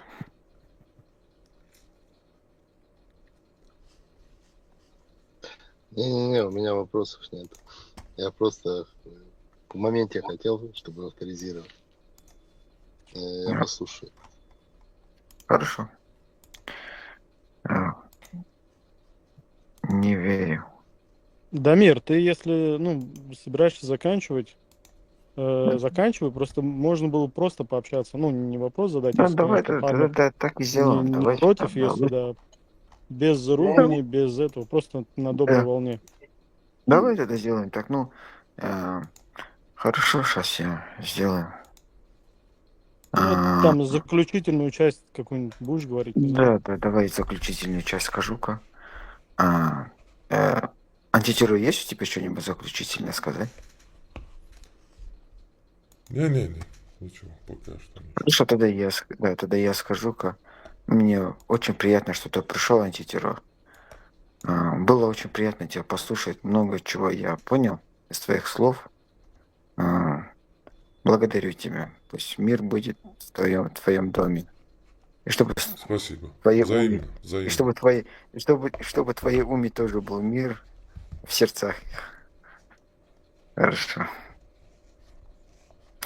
Останавливай запись. И кто здесь есть админ? Никого нет. Дамир здесь. Помоги мне открыть микрофон. Знаешь что, антитеррор, я тебе дам админку на антитеррор. Если кто-то тебе будет на нервы действовать, здесь много есть, я знаю. Они будут проходить, до тебя докапываться, может, материть тебя будут. Я тебе админку дам на секунду. Хорошо? Хорошо. Кстати, а можно... Жара будет. Просто интересно. Антитеррор, ты меня слышишь? Давайте, Леонид, секундочку, я просто скажу. Давайте, друзья, ну, Бхармат пришел, да, как бы, грубо говоря, на нашу территорию, да, давайте проявим уважение и не будем опускаться там до каких-то оскорблений, еще что-то. Выстроим нормальный человеческий конструктивный диалог. Да, Армат, спасибо. Да, давай Абу Джаара послушаем. Салам алейкум. Его словоблюдство, да. Сейчас, секунду, подождите. Вот антитеррор так поверхностно знаком там, с вашими идеологией, скажем так. Мне просто интересно, ну, я правда не знаком. Вот у вас, получается, большая как команда или община есть, то есть у вас какое-то объединение, то есть просто вот этот момент мне интересен. Ну, общество есть, да. Люди есть. А вы, получается, как на основе нардского эпоса как-то выстраиваете свою веру или на чем? Ну, не, нардский эпос это как бы, да, как понимание предков, как понимание их мировоззрения, то, во что они верили и так далее, как бы. А выстраивание у нас как бы на сегодняшний день, что есть, то есть, чего нет, того нет. Есть факты, берем, нету фактов, как бы, до свидания. Развиваемся, как бы. Мне просто Каждый верит интересно. по-своему. Я просто, ну, я сам Астин, получается, да, сосед твой, грубо говоря. У нас тоже есть свои ребята, они вот через нардский эпос, там у них, как они, традиционная вера это называют. Мне интересно, какие-то вот схожие моменты, то есть у вас, получается, должны быть. Да, есть такое, конечно. Я просто никогда не общался с чеченцами, кто вот по нардскому эпосу что-то выводит, скажем так, и так далее. Ну да, оно почти что одно и то же. Кто-то сохранил его побольше, как бы, от ислама. Чуть-чуть дальше кто был, тот больше, чем дальше от ислама, от границ империи арабской, исламской. Находился на Кавказе, вглубь, в горах. Тот больше, и получается, сохранил его. А кто подвергся исламизации, тот как бы потерял большую часть. А так оно почти что одно и то же. По всему Северному Кавказу.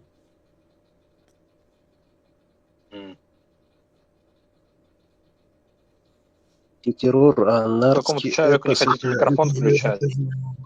это же вроде сказки народов Кавказа. А на этой сказке разве можно как бы построить мировоззрение?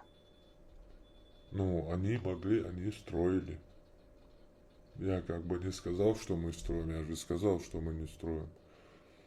Мы строим на сегодняшней реальности. Мы как бы, ну, философский, скажем так, кружок.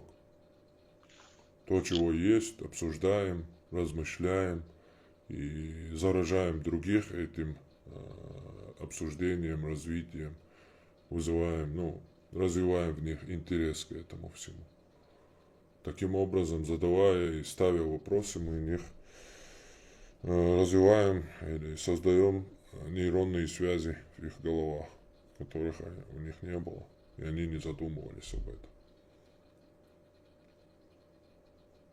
Ребята, если не сложно, Freedom Нохча включите. Freedom Нохча, давайте. Он вышел или включили? Я хочу всех включить, но здесь столько много зашли, у меня рука устала включать. Так, я Антихадис. Включи Абу Джафара. Абу Джафар, ну включите ему. Просто Абу Джафар, пожалуйста. Культурно. Бхармат, можно вот вопрос? Да. Представляете, вот здесь читаю ранние браки у кельтов.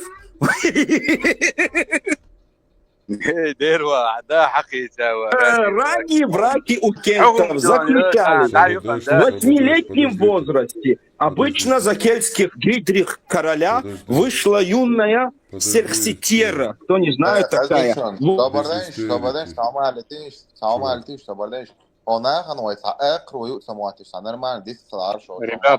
Ребята, простите, пожалуйста, но давайте, во-первых, давайте как-то, поспокойнее и давайте без национальных языков, потому что тут люди не понимают, что вы говорите, просто вот так кричите, начинаете там, смысла в диалоге таком нет уже. Oh, I'm sorry, my English little.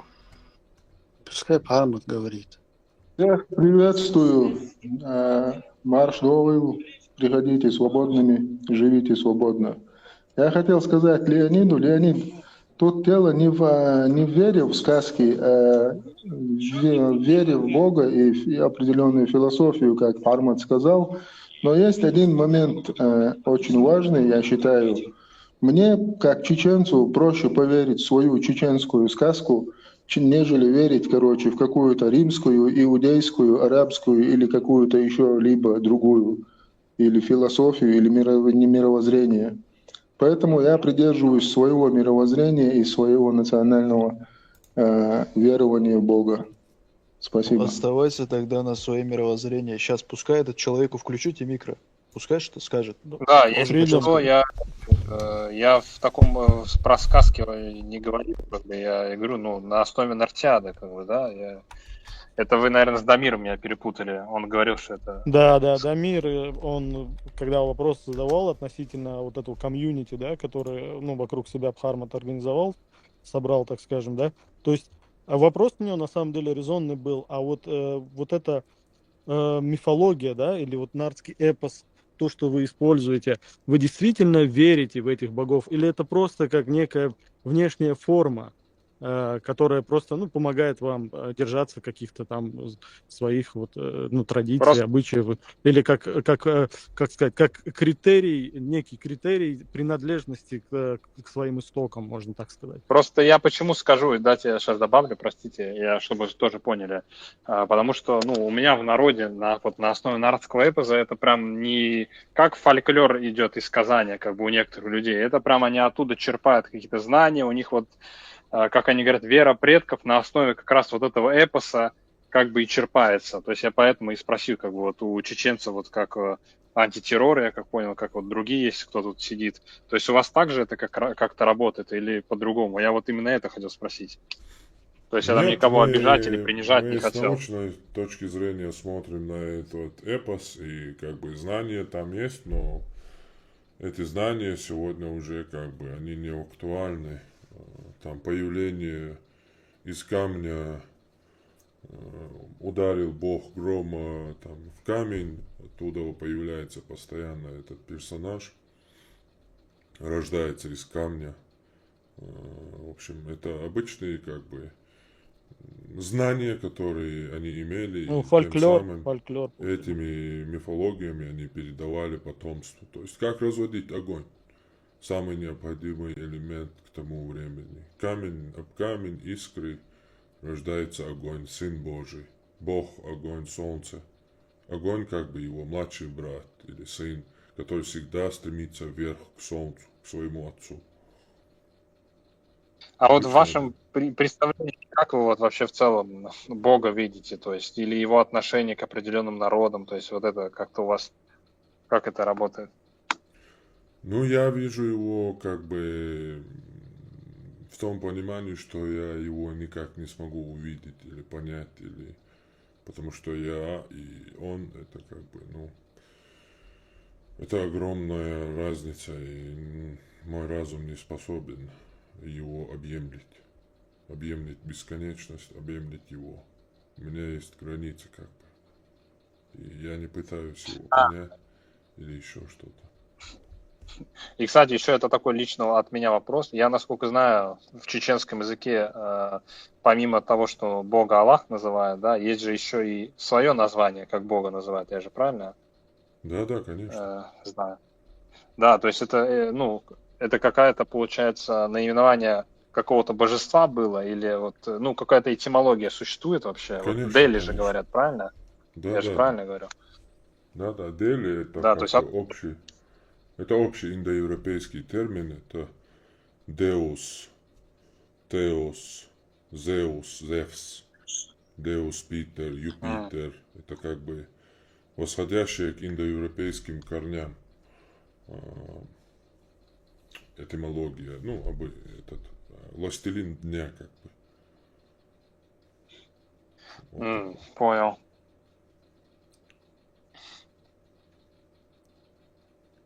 Да, этимологию очень я интересуюсь так иногда смотреть. Да-да, он и Алло, у цыгане здравствуйте, тоже как антитеррор. бы. Да-да, Здравствуйте, антитеррор. здравствуйте. А у вас вот когда после смерти ад, рай, есть такое что-нибудь? Нет. А как, душа все, что ли, умирает и все? Душа что такое вообще? У нас в вере нету души. Ну, если Бог есть, у Бога есть душа, у человека тоже есть душа. У Бога есть душа. Я вообще не знаю, что такое душа, что это значит. Ну, Харма, то когда есть человек... существование души не признаешь, да, получается? Ну, чтобы признать его же надо, не знаю, ощутить, Ну, увидеть, как-то вот все доказать. религии... А пока душа Все это религии... просто слово, именно восходящее к корням туда. Не, а вот, Нет. Руслан, секундочку, вот я как раз, можно, да, на эту тему поговорить? Но мы же можем, допустим, как сказать, эмпирическим путем каким-то даже вот как бы понять, что такое душа в принципе. Вот можем попробовать даже. Ну, Если, да, вот если, например, говорить о, как сказать, допустим, есть у человека некие потребности. К примеру, у физического тела есть потребность там кушать и так далее, да. Ну, то, что мы можем, в принципе... Вот, да, заблочить, пожалуйста. Этот... Мы можем, в принципе, да, объяснить, ну, что вот у тела, да, там есть некие какие-то потребности, вот, допустим, там, кушать, пить, там, спать и так далее. Есть там, допустим, у нашего мозга какие-то тоже, да, потребности, там, к развитию в плане, там, допустим, в интеллектуальном плане, да, это тоже можно, в принципе, как-то объяснить. А вот, например, чем можно объяснить проявление таких чувств, например, как любовь? Вот человек, вот он испытывает любовь, например, ну, гормонами или каким-то эмоциональным состоянием. Ну, допустим, если так, то в таком случае почему человек, например, может выбирать любить только, допустим, конкретного одного человека? То есть, если я к чему это говорю? Если бы мы, допустим, такое понятие, как любовь, например... Ты сейчас именно свой вкус субъективный, делаешь его объективным. Есть люди, которые любят многих, это по-разному. Ты не можешь это объективизировать. Давай все сделаем, не усложняя. Просто один простой вопрос. Тебе, ну, голову выстрелит или отрубят голову за секунду, ты будешь жить? Ну, нет, ну, как бы ответ очевиден. Ну, ответ очевиден. Душа выходит в голове или что? Ну, я считаю, что душа — это та самая, ну, суть человеческая, да, его личность. Вот то, что человек кем является, личность, это и есть его душа. То есть, ну, хорошо, ну, тогда давай сделаем так. Вот твое сознание скопировали, да? Взяли вот в ближайшем лет 50-100, например. Вполне возможно, это будет возможно сделать. Вот твое сознание скопировали, взяли два тела и закачали туда в два тела твое сознание. В каком теле из двух будешь ты? Не, ну вот эти футуристические, как сказать, концепции, они, конечно, ну, мне кажется, нет смысла на эту тему рассуждать, потому что это же там же нет никакой научной базы. На чем мы можем сейчас основываться? Это просто Почему рассуждения. нет? Твое сознание скопировать это. Почему нет? Это вполне вероятно. Но я не представляю, я не представляю это возможным, ну, как бы. Другой Ты пример представлял привести возможно по-быстрому. бы, живя, например, в 7 веке, что сердце можно взять чужого человека и пересадить тебе сердце? Ну, в 7 веке, понятное дело, что нет. Ну вот, представь тогда, через лет, не знаю. Но это будет уже, по моим меркам, там, может быть, через лет 100, 50, 200, это уже вполне возможно будет скопировать сознание. Вот через 1 000 000 лет, допустим, что будет? Если 1000 там лет назад тебе, или даже возьми 100-200 лет назад тебе сказать, что можно пересадить сердце, ты, наверное, ну, посчитал бы меня сумасшедшим. Поэтому, как я бы, просто... опять же, это душа, вот ты говоришь, да, это твое, это я и так далее. Нет, ты пустая флеш-карта, которая приходит на свет. Все, что тебя окружает и будет закачано, а также твоя генетика влияет на некие особенности, да.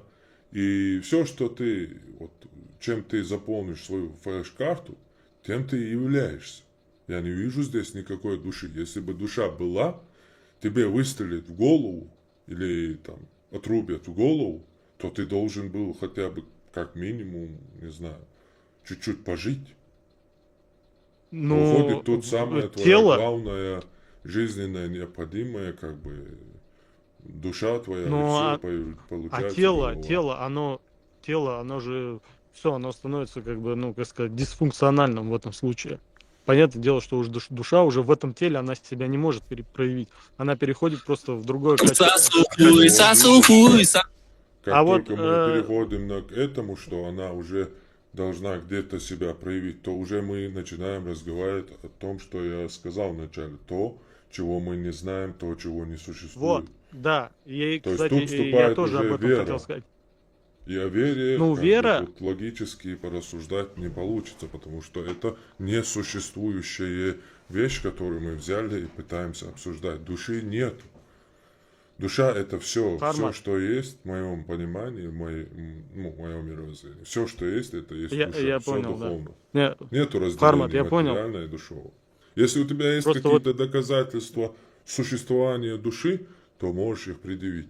Не усложнять, вот, не объяснять, а просто скажи, вот так, вот здесь, вот Ну, так-то, так-то. не, вот смотри, такие, антитеррор. секундочку, Руслан, да я просто договорюсь, секундочку. Вот у меня, ну, доказательств, да, которыми я мог бы там доказать научным каким-то способом, там, опытным путем, у меня, ну, нету, да. Но если мы просто, допустим, вольно об этом можем говорить, я к чему вообще изначально говорил, почему я начал про любовь говорить? Потому что, ну, на мой взгляд, да, я считаю как, если вот такие качества, как любовь, щедрость, доброта, да, это то, что и это качество, свидетельствующее о наличии души. Это не то, с чем можно объяснить интеллектуально или как-то рационально. То есть ты просто проявляешь это, потому что у тебя есть какой-то порыв, его еще называют там душевный порыв. Именно вот эти качества свидетельствуют о том, что в человеке помимо его мозга, помимо его какого-то там интеллектуального, да, там эмоционального или там, не знаю, физиологического какого-то вот этого конструкта всего, есть помимо этого, есть еще что-то духовное или душевное. Я просто к этому хотел сказать. Это как раз Арслан, вот Но я сейчас опять же, статью читаю. опять же, это Парма, твое понимание, опять же, это твое Парма, слышишь? Свободенство, жоп делал, Парма, секунду. вот, уважаемый, да, вот Читай свои тут я статьи, читаю, Парма сказал, развивайся, изучай, читай, пожалуйста.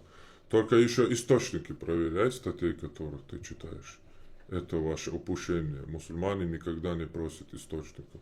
Что они видят, Включите его, что, зачем выключили как бы и принимают. Включите человека. Опять же, вот пойдем, например, в Египет, да? Вот возвращаемся к Египту, истоком понятия души. Религиозного первого появления, понимания души и вообще какой-либо такой, скажем так,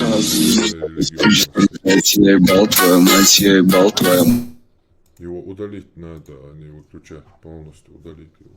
Вот если мы идем в Египет, то тут вообще все воодушевлено. Тут и тень душа, вот сколько душ в Египте.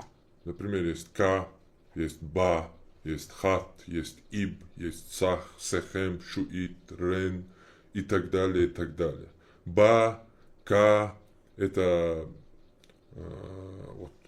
тут расписывается, да, сердце, есть сердце отдельная душа, его изображали вот это животное, как оно, скоробей, жук скоробеем, это было, а также было после смерти у них, в дуате, который будет взвешено сердце, она тоже была душой, были там Рем имя твое также считалось душой, которое должно быть сохранено после смерти, поэтому фараоны воздвигали огромные пирамиды, чтобы не сломали их могилы, потому что имя надо сохранить, чтобы они в дуате, в загробном мире хорошо проживали свою жизнь. Ну и так далее. Тень, там, образ тоже считали, Сах-Малах, Саху, духовное тело, там, священные останки после мумификации. Это все считалось душами. Возвращаемся к иудаизму, да, уже первой скажем так, первой копии уже, заимствованию его. Возвращаемся туда, там какой-то дух, там душа, там и так далее, и так далее. Непонятно еще.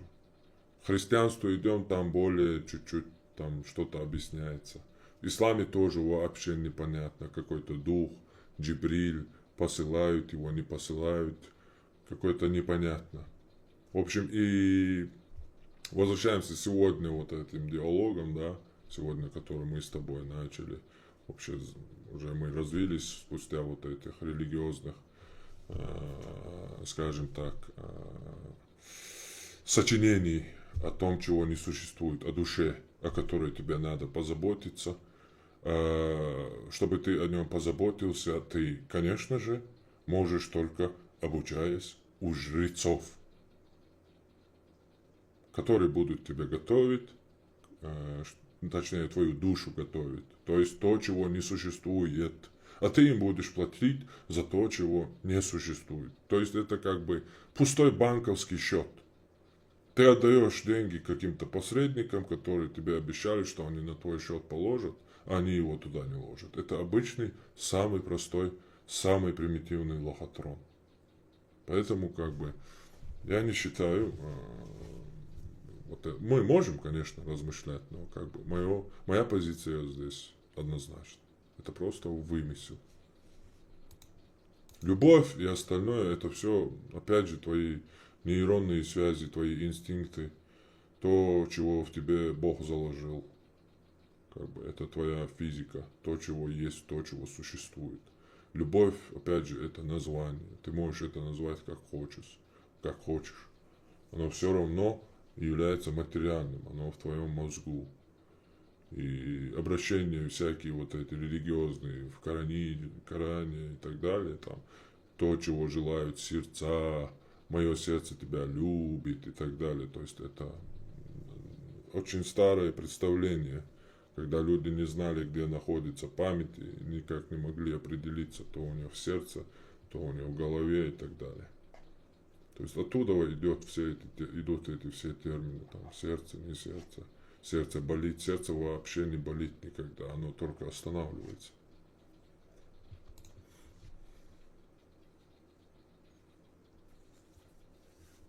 Но... Кто? Ну, давайте. Можно задать вопрос? А кто вообще для вас Иисус? Потому что во многих роликах, когда вы хотите привести пример сравнения Мухаммеда и сравнения более высшего духовного, скажем, воспитания или же примера как слова поведения, вы приводите все время цитаты Иисуса. А в одних интервью говорите, Иисус вообще, значит, это Бог. В других вы говорите, что он духовный наставник. В третьих вы говорите, что он не существует. Так кто же он все-таки для вас? Ну, то, что он Бог, я говорю в разъяснениях своих, когда обычные малограмотные мусульмане, заходящие ко мне, начинают рассуждать о христианстве, как бы, и показывают свое непонимание христианства. Я как бы им доношу, что такое христианство, и что там, кто там, кем является. То есть как христиане это понимают, чтобы они, когда разговаривают с христианами, понимали, с кем они разговаривают, и не выглядели смешными. Его слова я привожу, во-первых, опять же, как я и говорил, я отдаю дань уважения вот всему этому пути и развитию египетско-греко-римскому вот этому ихнему философскому развитию, и понимаю и знаю его основания христианства. Поэтому как бы есть хорошие слова, есть добро, есть понимание добра и зла, есть много чего полезного. И это на самом деле был огромный шаг, ну, в начале человеческого пути, оно к письменности, к чтению, к развитию и так далее, ну, помогло людям на каком-то этапе. Как бы отдаю дань уважения ему. То, Руслан, а ты хотел спросить, я тебя перебил, извини. Что ты хотел Ну, спросить? я хотел вот спросить, антитеррор вот говорит, душа нету, а вот он говорит, вот в лес пошел, топор прячешь, у деревьев, получается, тоже есть душа. Лошадь стреляешь, то, чтобы не убить, тоже душа есть. Как это понять? Вот? Или вода тоже общаешься, это получается как душой общаешься, живым чем-то. Душа, душа это надо было сначала слушать. Я говорю, что Душа душа... это живое, Я человек без отвечаю, души он я умрет. отвечаю, Человек я же отвечаю.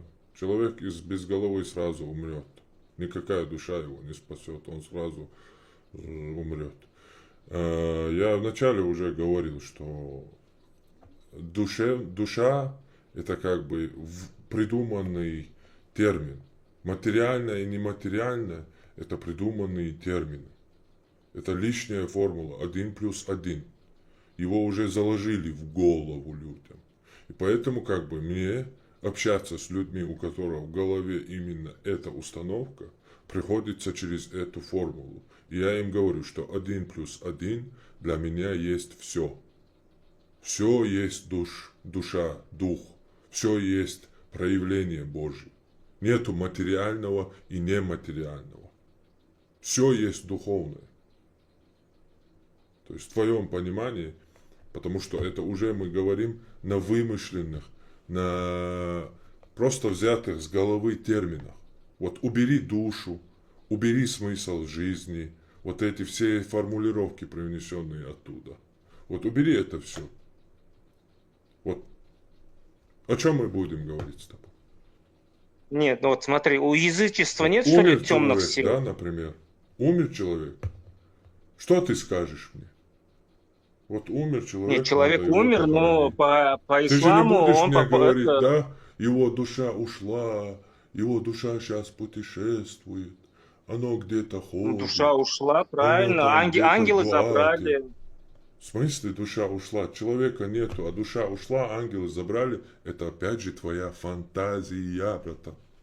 Нет, почему? Это обещано Как нет? Богом. Вот теперь докажи мне, что ангелы взяли и унесли душу. Вот давай, слушай, докажи мне.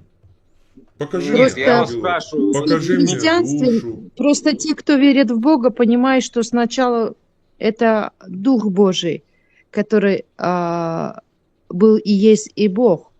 Понимаете? И Бог создал человека по подобию своему, и поэтому у человека есть душа.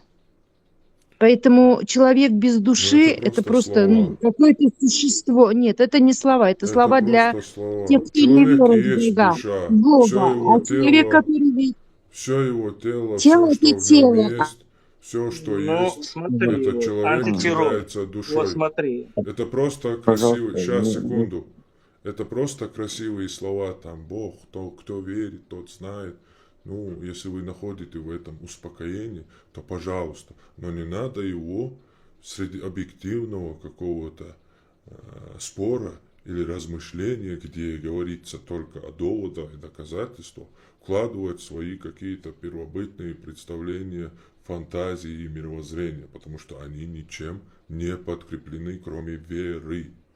Притом слепой веры. На слово. Не, ну тут, да, тут понятное дело, что вера, ну, как бы, да, она не предполагает какого-то там рационального объяснения, или, так скажем, не всегда предполагает рационального объяснения. Вера, она на то и вера, чтобы верить. Я тут как бы согласен, да, и тут нет смысла там что-то доказывать, пытаться и так далее, там, тем более каким-то там научным способом. Просто если мы просто говорим с точки зрения веры, если вот мы, допустим, я как верующий человек, я могу с точки зрения своей позиции, вот как верующего человека, предположить, сказать или быть уверенным в том, что у человека есть наличие души. Для меня, например, есть некоторые свидетельства. Я уже сказал, да, проявление каких-то качеств. И в том числе, вот я, кстати, не договорил, например, как совесть. Вот совесть для меня это, например, такая, да, некая функция сознания, которая также свидетельствует о наличии человеческой души. И то, что если, допустим, человеку там отрубить голову, и после этого он дальше не будет жить, это еще не говорит о том, что у него нет души. Это просто говорит о том, что его, ну, как сказать, если угодно, да, качественное проявление его личности, оно просто видоизменяется. Все, у него тела нет, но он продолжает существовать вне тела. Но опять же таки, это мы с точки зрения там науки никак не докажем. Или там какого-то, не знаю, каких-то там рациональных Да, доводов. это уже всё, обсуждение отдать того, веру. чего нет. То есть лишняя трата Это вера, времени. да. Да. Да, согласен. Я как Добрый бы... вечер, Террор, Адамир. можно Нас тоже направляют вопрос. как бы чисто ориентироваться на практику. Потому что вот эта вся вера в душу, Бог придет, поможет, оно уже не помогает нам. У нас нация исчезает и топят нас в крови. Потому что мы практикой вообще не занимаемся. Мы поколение отдавали вот этой душе, вот этим богам, вот этим всему. Поэтому как бы это не работает. Мы как бы люди, которые смотрят, решили посмотреть с другой стороны. И мы притом имеем основания, имеем доказательства, имеем факты, имеем правду, имеем истину и факты налицо, уже свершившиеся. Что когда ты начинаешь заниматься практикой, то ты можешь построить Израиль. Но когда ты веришь, что какой-то Бог там тебе сделает какой-то Израиль, поможет и так далее, то 3000 лет приходится скитаться по миру и получать по шапке. Я извиняюсь, Дамир, а здесь половина открытых микрофонов, половина закрыта. Да Это я что сделал это? новый, нет, Абу Ахмад, я сделал новые, заходят, они там, короче, антитеррором матерят, короче. Я сделал, что если кто-то новый будет заходить, пусть у них закрытый будет микрофон. Фармат, я хотел тебя поправить немного. Этот пример я несколько раз приводил с душой. Вот этот сомнительность души не пример со смертью показывает. Там, со смертью можно сказать, что душа мгновенно куда-то улетает, и на это ссылаться. Сомнительность души показывает потери сознания. То есть стукни на тебя по голове, ты сразу отрубился. Если бы у тебя была душа, она где-то там в темноте сидела бы, ждала бы, пока тело снова начнет функционировать. Но этого не происходит. Ты теряешь сознание вместе со своей душой. Вот это показывает. Тесла, а вы понимаете, в чем дело? Человек это же не просто душа, да? Человек это совокупность вот этих трех элементов: дух, душа и тело. Тело, оно также имеет свою обусловленность. Тогда возникает вопрос. То есть без тела душа как бы ничего, потому что она не функциональна. В этом мире, да. Вот в этом мире, в нашем физическом. Но уже надо тебе для костыля, уже для поддержать свои мысли, нужен уже целый другой мир придумывать, который будет поддерживать, там, саппорт этой души оказывать. Ты не находишь, что ты уже каждый раз умножаешь, придумываешь новую сущность, чтобы оправдать первую. Нет, я умножать сущностей. То есть, если бы душа была бы нечто, что само думает, то есть функционирует, думает, чувствует, то есть ведет себя как, скажем так, не знаю, какая-то программа сознания, то при варианте, когда человек в коме или, я не знаю, отрубили его, то душа обычно просто, ты, не знаю, чувствовал себя, как ты сидишь в черной, темной комнате и ждал, пока снова запустится твой этот биодвигатель. Типегинский тонус, теперь я понял. Я много раз этот пример приводил, по-моему, года 2 назад, короче. Хамиш, ты немного как бы перепутал его. Я извиняюсь, Дамир, а может быть несправедливо будет по отношению к тем, кто закрытым? Если кто-то будет материться, просто закрывайте микрофон. Вы закройте микрофон, если кто-то будет ругаться. Абу Ахмад, выключи всем. Ты законтролируй, хорошо? Сейчас. Нет, зачем я буду? Я просто могу быть сейчас. Просто вы будете закрывать, если кто-то будет неадекватно, и все. Хорошо, можешь открыть всем. Я открыл всем. Хорошо, я прослежу тогда, если вам неудобно. Хорошо, ладно, я предлагаю закрыть тему с душой, потому что это бесконечный спор на самом деле. Потому что это можно вопрос задать, пожалуйста? Все равно будут по-своему. Можно такой маленький вопрос? Да. Мне кажется, что насчет... А можно я первый задам вопрос, пожалуйста? Давай. Может, дамы вперед? Да. Благодарю. У меня просто мне вот очень прям не терпится. Я прям очень хочу задать вопрос. Формат мне очень надо. Спасибо. В общем, вот такой вопрос хочу задать. Дайте мне буквально 2-3 минуты. Значит, Пармат, я смотрю ваш канал недавно, вот, и насчет предопределения увидел ролик. У вас спросил один мусульманин вроде бы, типа, почему вы вышли из ислама? И вы сказали то, что это все вопрос предопределения. Вот у меня такой вот к вам вопрос. В общем, вот на Ютубе я много всяких роликов видел, там какой-то вроде бы Халид Аль-Фулейдж, и все вот такие имамы, да, то есть они объясняют то, что есть выбор, типа то, что все прям предопределено и нет ни у кого выбора, это неправда, то, что выбор есть 100%. Вот у меня такой вопрос. А вот когда вас эта проблема предопределения мучила, вы смотрели, то есть, получается, обзоры на Ютубе на эту тему? То есть, есть ли кто-либо или какие-то хадисы, которые все-таки дают задуматься, что предопределение – это частичное предопределение, то, что, в принципе, выбор есть или нет? Ну, то есть, есть ли у вас такое предчувствие, и видели ли вы такие хадисы? Благодарю. Ну, в исламе там, опять же, могут подчищать следы, сколько они хотят. Я смотрю на источники. Открываем просто Сахих Бухари, просто ничего не придумывая. Открываем книгу предопределения, читаем первый хадис. Также открываем Сахих Муслим, открываем книгу предопределения и начинаем просто читать с первого хадиса. Там четко и ясно, недвусмысленно приводятся хадисы, когда умерли дети, как спорил Адам с Мусой. В общем, и везде полностью в книге расписано, что еще будучи в чреслах его отца, потом перейдя вот эту чрево матери, на какой-то день приходит ангел и записывает все его дела и все, что он будет делать. И он может, дальше там пишется, и человек может совершать дела обитателей рая до тех пор, пока не приблизится на расстояние локтя, затем сбудется то, что было ему записано на роду, и он начнет совершать дела обитателей ада и войдет в огонь. Также говорится, как Адам и Муса спорили. Муса начинает упрекать Адама: вот ты наш праотец, из-за твоего поступка нас выгнали из рая. И потом Адам ему отвечает: да ты вообще нормальный, ты мне предъявляешь в том, что записано мне было Аллахом еще за 40 тысяч лет до того, как меня сотворил.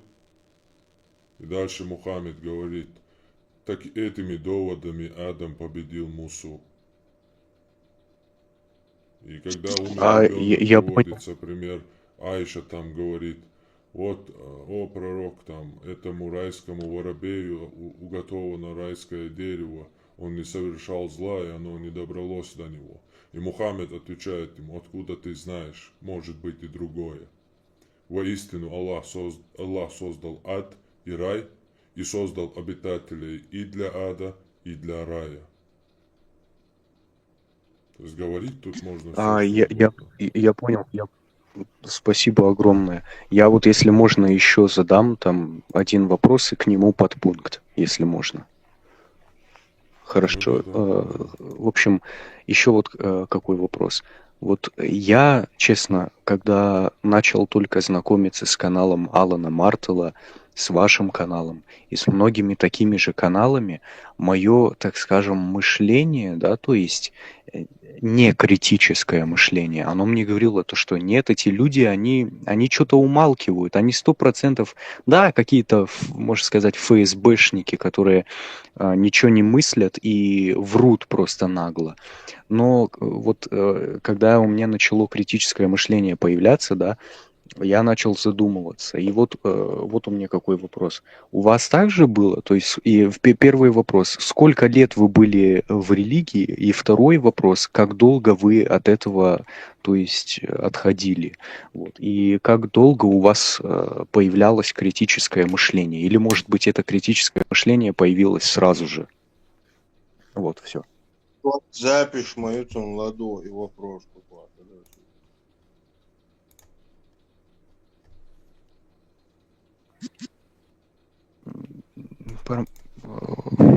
Антитеррор, наверное, отошел пока что, да? Наушник отвалился. Дружище, ну он отвечал на эти вопросы уже. Может быть, тебе просто эфиры посмотреть. Очень много раз уже. Эфиры же есть много, зачем вот эти повторять? Вон Да. девушка скинула. Я понял. Я просто думаю, то, что мне искать это очень долго будет. То есть я просто не знаю, где это найти. Ну, то есть в каком Просто именно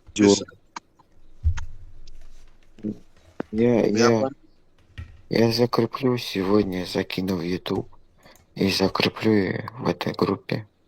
Вы можете зайти посмотреть любой. Я еще антитеррору скину, он тоже закрепит у себя, и кому интересно будет, можете послушать. Ну, у меня в этот в Ютубе идет, он сейчас ретранслируется. Ну вот даже, да, вот, можете в антитеррору зайти, его трансляция, вот, когда остановится, вот, сохранится, вот, можете посмотреть.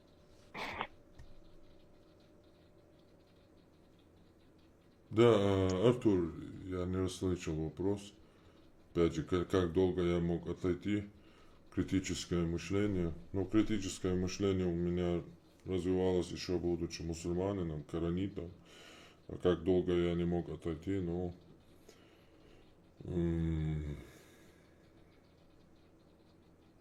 где-то, скажем так, полгода или 3-4 месяца, вот так.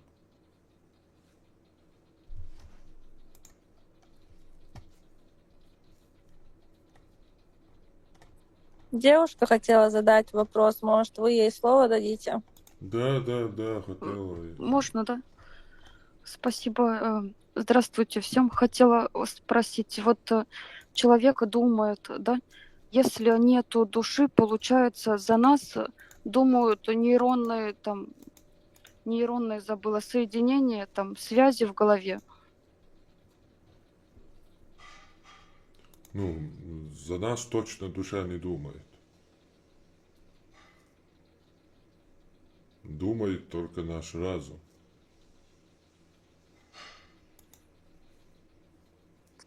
Ну, то есть они сами по себе какие-то связи, вот эти вот нейронные, бегают и думают, то есть за нас. Ну, как это? Нет, они уже выстроены, уже программа заложена, и он как бы работает, как он работает. И также ты можешь как-то там взаимодействовать, развиваться или деградировать. То есть все, что тебе надо, как бы дано, все есть. А душа это как бы, ну, если душа нету, то нейронные связи за нас думают. Это вообще вопрос, ну, я считаю, некорректным, потому что душа вроде за нас не думает. И вообще душа, она как бы, нету доказательства его. Есть разум, как бы, и все. А в вашей форме мышления сатана вообще существует? Компьютер. Ну, конечно, не существует. А, не существует он тоже. Ну, конечно, сатана это обычное объяснение, проявление, скажем так, плохих поступков, понимание того или иного общества. То, что они считают плохим, до этого другое общество считает хорошим. Не считают это никакой сатаной. Но одна партия решает, что именно их понимание должно быть объективным для всех и силой подгонять под свое понимание. Ну, в итоге мы получили то, что получили. Вот. Война, разруха, терроризм и так далее. Ненависть, религиозные войны. Я извиняюсь, можно вопрос? Можно добавить, подожди, брат. Сатану придумали те, кто плохие дела делают, и чтобы сваливать на кого-то. То есть, получается, Бог, создатель, сказочник, придумал сатану, чтобы пугать? Да, сказочники, Пушкин. Сказочники именно вот жрецы, каста жрецов, пастухов. который считает тебя и меня животным стадом, которым нужно управление. Я лично не считаю, я сам могу собой управлять. Я им говорю, вот вам, фига вам, я сам буду собой управлять. Ну тогда почему у человека акл есть разум, а у животного нету? У него тоже голова, примерно лошадь взять, мозг есть, а он это меньше думает. Ну, потому что оно животное. Кто тебе Нет, сказал, ну что у разум, всех- это мозг, Ну, у камня акл тоже, примерно откуда? ну, камень тоже Вот существует. плоды почему? Разум это как бы наше объяснение уже эволюционировавших. Ну, Господь сказал, вот этих. это Бог сказал же, что дал разум человеку, а остальное не дал животным. Откуда Ну, у это, вот, что у животных есть человека разум? Почему у них нет разума? Вполне есть. Мои Просто собаки у них есть. у всех не У собаки одинаковые. нету разума, у них только мозг. Она Не, понимает. подождите. У Разум живот, это- смотрите, если Разум мы это берем что-то животных, в понимании какой-то, типа, Ну, значит, размышления, обезьяна тоже разумная. Получается, Ну. обезьяна тоже разумная. Ну да. Книжки не читает собака, но понимает все, что я говорю и делает. И что это, не разум, что ли? Нет, человек размышляет, представляет, что-то делает, а обезьяна он делает рефлекс. Это рефлекс. Откуда ты знаешь? Ты у собаки спросил, ты у него интересовался, ты умеешь с ним разговаривать? Нет, у собаки рефлекс. А Господь сказал Откуда человеку ты разум, да, знаешь? размышлять. А ты это называешь рефлексами. А может быть, а ты знаешь, что то собака может твои, в общем, размышления тоже называть Ну, рефлексами. ученые доказали, ученые берут, делают опыты, делали это, над обезьянами делали опыты, ученые вывели. И что они говорят, что у них нету мозгов, они не умеют думать? У них мозг есть и инстинкт, а разум нету. Ну, я тебе говорю, мне поверишь ты? Ну, если ты это пророк, я бы поверил. Ну, ты я, ученым если веришь. честно, если честно, не понимаю, Я что пророк. ты подкладываешь под словом разум. Собаки и другие, они думают, они понимают. Они думают на Никаких примитивном уровне, не на том уровне, который Ну да, человек, они не который Бог наградил. эволюционировали. Они не могут в школу ходить, они не могут языки изучать, они не могут в университете, они не могут здесь в стриме участвовать. Это Но совершенно это им и не другое. надо, потому что они собаки. Им это и не надо. Ну, так в этом и есть разница между человеком и животным. Господь наградил нас именно таким разумом, которым мы отличаемся от животных. Ну и? Это Дальше карма. зачем это нас? доказывает, что есть какой-то именно христианский Бог наделил нами, или исламский Бог наделил нас. Наличие у Нету нас нации. разума, это... Правильно. Вот вы, Для например, кого-то Бог христианка. один для всех. Фелиция. Бог один Нет, для это всех. Бог, который подождите все на секунду. создал. Подождите на секунду. Вот, Фелиция, вы, доказывая душу, разум и так далее, хотите представить мне и слушателям истинность именно христианского вашего Бога. А вот Руслан, говоря о разуме, о душе, пытается доказать мусульманского Бога. Ну да, вы говорите Подождите. про факты. Вы мне, Но кто я вам вам не сказал, говорила что христианского разумом... Бога. Я не говорила христианский или мусульманский Бог. Для меня Бог не Ну, имеет вы нации и христианка. не имеет для Ну, вы определенного народа. христианка. Я последователь Христа, но Ну я вот. никогда не говорила, что это христианское, Ну, и это для есть у нас, христиан. Бог да. един для всех. Ну, Да, да. Ваш Бог един для всех, в вашем понимании. Но для меня он конечно. не Бог. Он для меня идол. И миф. Не надо меня подгонять под свою. Когда вы получаете, говорите, что Но вы если вы уважаете веруете, вы можете Иисуса, веровать. вы Да, же сказали, что вы уважаете, проявляете уважение Иисусу. Так получается, вы тогда проявляете уважение к тому, что не существует миф? Конечно, я проявляю уважение к самому мифу, к самой мифологии ее создателя и философии, которую она несет. Я тоже верю, что еврейка родила Бога. То, что вы рассказываете, что есть там солнце теплое, вода холодная. Факты это никак не доказывает истинность именно вашего понимания. Разум есть, он наш, мы эволюционировали, у нас настолько сложный разум, мы, в общем, дошли до этого, и никто не сказал, что это конец. Вполне Можно узнать, вероятно, что дальше будет еще эволюционировать. ну разум тоже нельзя потрогать. Может быть, я вот Почему? неразумная, как животное живу, допустим. Ну, я не верю, допустим, в разум. Разум нельзя потрогать, душу нельзя потрогать. Ну, я не знаю, разум, под разумом, что вы подкладываете, для меня это обычные нейронные связи. Это мозг. И то, как он запрограммирован. И то, какие инструменты материальные Запрограммирован он имеет. думать, да, но мы думаем по-разному просто все люди. Ну да, потому что влияет, опять же, причины, среда, генетика и так далее. Ну, это, Не, это понятно, да. запрограммировано. Тут как бы никак То, душа, что доказательство души то, никакой что среда, важности не имеет. да, Бхарма, то, что среда и социум, да, они влияют на развитие разума и как сказать, и история, да, то есть эволюция, ну, это все понятно. Это все сказывается на развитии разума. Из умного можно там в разумного эволюционировать, это понятно. Но можно? есть же такие вещи, да, например, которые нейрофизиология, нейробиология не может все равно объяснить чисто с научной точки Ну зрения. да, Например, как вот как бы, я уже, ну да, в теории я же есть, да, привел, есть я же вот привел сегодня интуиция. пример, извини, что перебил тебя. Я Да, же да. сегодня пример привел, что вот в древности вот люди не понимали, что такое молния, вот, не могли объяснить, что это такое тогда, и наделяли его божественной сущностью и верили в это. Сегодня мы То есть, можем это объяснить.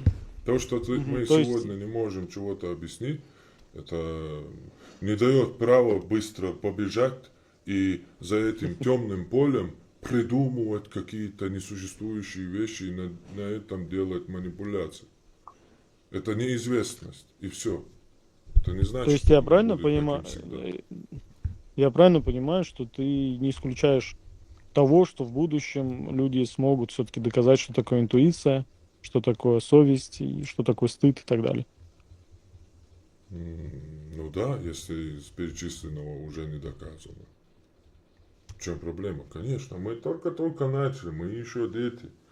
Нам главное надо заканчивать с этими первобытными варварскими мифологиями, развивающие у нас ненависть. Зачем нам арабо-еврейские какие-то разборки, какие-то их первобытные представления и так далее. И на этом ихнюю вражду между собой втягиваться, в общем, вот эти, в общем, ихние проблемы внутренние. Зачем нам приписываться какому-то иудейскому направлению и ссориться там с мусульманским направлением? Или приписываться к мусульманскому направлению и ссориться с иудейским? Пусть они сами у себя там разберутся, нам это вообще не должно касаться. Мы должны Можно вопрос тоже? Вопрос тоже можно, брат? Да. Ага. Очень приятно, первый раз я здесь. И хотел, как я понял, мне это сказали в чате, что ты язычник, да? И такой вопрос. Если так, мы, как христиане, мы знаем, что у нас есть исторические свидетельства, да? Насчет Иисуса, насчет Библии, да? А какие-то есть, как исторически, ты можешь как показать, как достоверные показательства, что вот твоя вера на самом деле вот исторически, и можешь доказать, что эта вера на самом деле как-то можно, не знаю, как показать, что это вера, верная вера, да? Ты сам знаешь, что ты говоришь. Да. Ты можешь доказать, что ты говоришь. Я вопрос задал. Вопрос сделал, хочу. Да. Во-первых, опять же, вот это правильность веры, неправильность, оно опять же взгляд из вот этого авраамизма, задокументированного, задогматизированного. Опять же, кто сказал, что все должны быть как иудеи, иметь какую-то книжку, где все прописано, где все записано. Кто говорит, что их правила действуют на всех? Ну, есть у вас Писание, хорошо, нам оно не нужно, потому что у нас не догма. Мы люди реальности. Мы люди принятия реальности вокруг, опять же повторяюсь, а не придумывание того, чего нет, в целях использования паствы. Мы империю не строили, язычники империю не строили, мы какие-то римские строили, мы не строили. Поэтому у нас нет надобности придумать Иисуса и мораль объективную для всей империи, и создавать империю. Опять же, то, что есть, мы принимаем. А мораль, объективность откуда? У нас сегодня развитие язычества идет с древнейших времен, с неандертальских времен.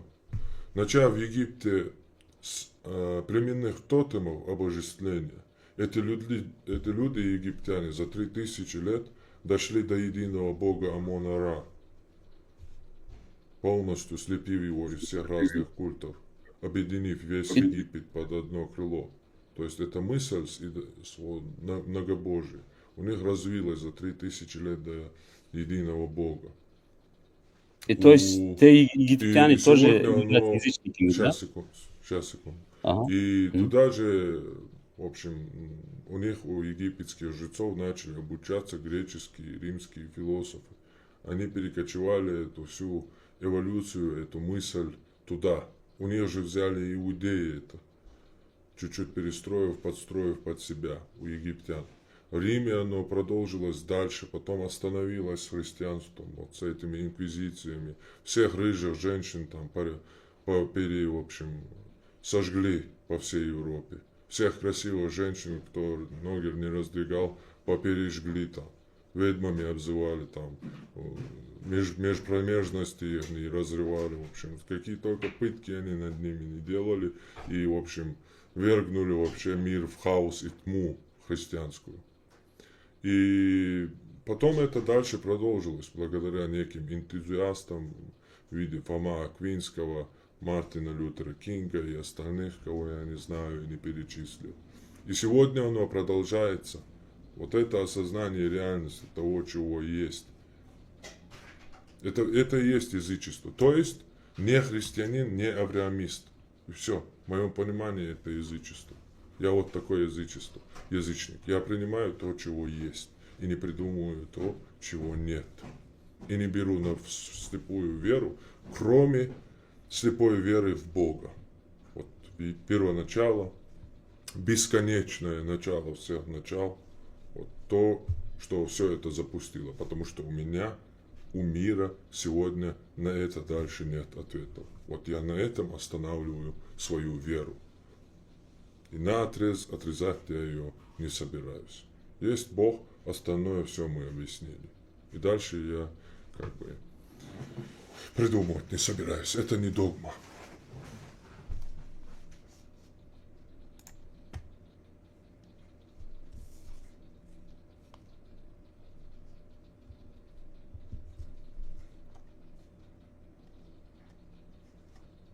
Антитеррор, а как ты думаешь, вот ученые доказали, что все, всемирный поток был. Вот, но когда был всемирный поток, Господь у всех язычников утопил. Как понять вот это? Ты постоянно говоришь, ученые доказали. Ты где все это читаешь? Ты когда-нибудь на один учебный научный сайт заходил? Ну, это книга, это историческая книга, это все библейские книги, Ноевский поток, все доказаны, и ученые доказывают, это всемирное, что это было поток. Ты хоть на один ученых сайт Академии заходил? Ты где-то Нет, учился возьмем в ученом университете? вот 3 религии признают Нет, подожди, поток. ты говоришь, всемирный. мне ученые доказали. Какие ученые и где и как они доказали? Давай, я слушаю. Хорошо. Ну, 3 религии признают всемирный поток. и Господь утопил всех Нету язычников, никаких оставил три евреев. религии. Это одна религия, иудаизм. Остальные это Ну дочерние как, ислам компании. тоже признает? Ислам же признает. Ислам это не религия, это дочерняя компания иудаизма. Любящий Яхве, там, любящий, помнящий Яхве, всех этих еврейских пророков попереписали туда, взяли все зороастрийские вот эти ритуалы и сделали религию. Это не новая какая-то отдельная религия, это одна религия, авраамизм. Христианство, ислам и мусульманство. Оно признает Аное. Аное вообще, он в шумерских вообще клинописях ты копался, ты дальше 100-400 лет вот это именно арабской версии истории мира, вообще другие места и дальше смотрел историю. Докуда ты дошел, изучая историю человечества. Вот шумерский дойди, там этот на глиняных вот этих табличках выбитых имеется этот эпос уже, и он там Гильгамеш называется. Ну, шумерские истории до Ноя, это после Ноя же. Какой после Ноя? У меня вопрос. Ной это иудейский персонаж, сплагиаченный у шумер. У шумеров этот эпос присутствовал. Эпос о Гильгамеше. Вот у них сплагиаченный Ной, нету никакого Ноя, упоминания его. Это только религиозная литература. Она в истории, если ты не знаешь, религиозная, мифическая литература не принимается. История это отдельная наука.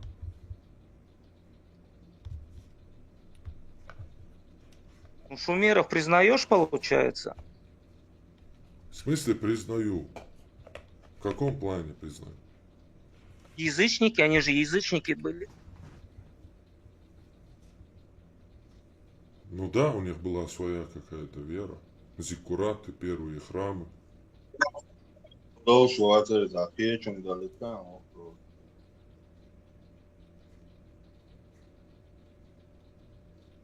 Я не должен их что-то признавать там. Они были, есть доказательства, я знаю, что они были. Я знаю, что у них Доказательства была своя мифология. доказательства есть же шумеров, и есть доказательства, что их Бог уничтожил, уже убрал. Руслан, а где это доказательство есть? Ты не мог бы привести ссылку? Потому что я очень много раз задавала вопросы, что в Коране, допустим, был взрыв какой-то и был раскол на Луне. И никто не может ответить на этот вопрос и ссылкой привести. Ты сейчас задаешь такой же вопрос, что это доказано. Где это доказано? Какой ученый доказал?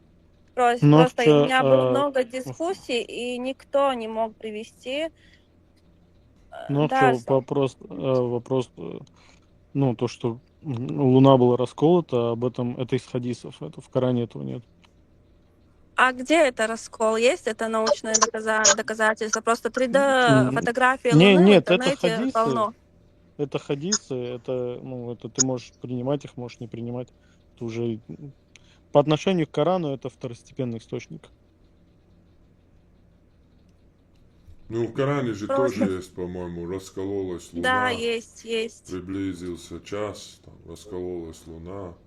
Просто насчет наводнений не знаю, это утопия. Просто я про взрыв слышала, я очень многим задавала эти вопросы, и никто не может привести. Вот он говорит сейчас, что ученые доказали. Где это доказали? Нет, это YouTube, это врет. YouTube врет, Луна не раскололась. Это оборот речи.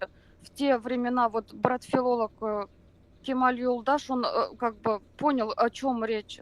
Это не, не буквально понимать. Я забыла, что это означает. Так понимать не буквально. То есть у нас очень много, допустим, исторических, да, везде все записано, наши правители, истории, религии, все записано, есть факты, источники. Но именно про раскол Луны, сейчас я вот насчет наводнений, как он сказал, это слышу, конечно, впервые, но вот про взрыв планеты, затем раскол Луны, я читала это в Коране. И когда я в дискуссию входила, никто не может не привести источников, что это доказано. И что был ли этот взрыв, нигде не уточняется, то есть кроме Корана, как я поняла. Нет, там по хадисам шел караван, когда в Медину, и они видели две луны. Это пророк Мухаммад, саллаллаху сделал чудо, он разделил на две половинки. И все. Он не А есть раскол не тому делал. доказательства? Ну, это хадис, это вера. Хотите верьте, хотите не верьте. Это хадис. Смотри, Руслан, допустим, все правители записаны, то есть источники, кто какой правитель, кто за кем идет, история, религия, все записано, да? Почему именно ты говоришь, вот верь, если хочешь, не верь? То есть люди, если об этом говорят, об этом же кто-то Нет. должен был знать, нет? Нет, если вы в исламе, вы это должны верить. Если вы не в исламе, можете не верить. Если вы в исламе не будете это верить, вы не мусульманка. Почему это? Потому что это чудо пророка. Если вы не верите в это, вы не мусульманка. Надо верить. Это какой-то идиотизм. И не забывайте страдать. И не забывайте страдать. Если бы два луна была бы, или луна раскололась бы по какой-то чуде Мухаммеда, то на земле знаете, что произошло бы. И почему такой сильный, такой мощный, разделяющий Луну настолько чудотворец, носил две кольчуги и проиграл битву язычникам, имея в армии 3000 ангелов. И потом, когда ему кричали, есть ли среди оставшихся горстка, вон там, Абу Суфьян, стоя на горе Ухуд, крикнул там, есть ли среди вас Мухаммед, он побоялся ответить и приказал своим сподвижникам не отвечать ему. Это непонятно, почему постоянно в двух кольчугах ходил, когда одна кольчуга, это вообще по тем временам, тем более в пустыне Аравии, это вообще только богатые могли себе позволить, а единственный за всю историю вообще сотворения мира, единственный человек, который носил два бронежилета, выражаясь сегодняшним терминами, носил Мухаммед. Это единственный человек, который два бронежилета носил.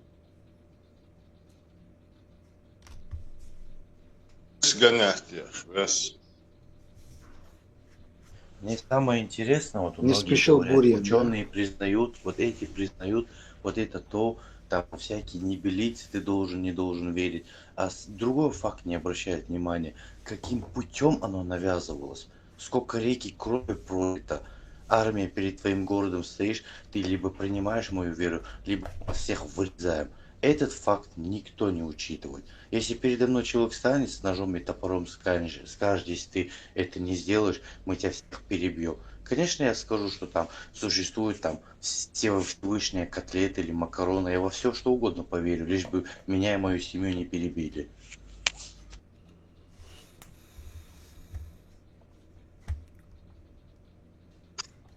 Веры для страха. Почему он после битвы уходит и мог не слышно, не слышно. Вообще не слышно. А можно я сейчас вопрос задам один? Буквально минут 10 назад мне неудобно, возвращаясь к теме, но очень хотел спросить. Мы говорили о разуме. Сказали, что разум — это умение или возможность получать информацию, да, интеллектуально обогащаться, если я правильно понял, если определение, но к этому все шло. А вот умственно отсталый человек, он неразумный получается?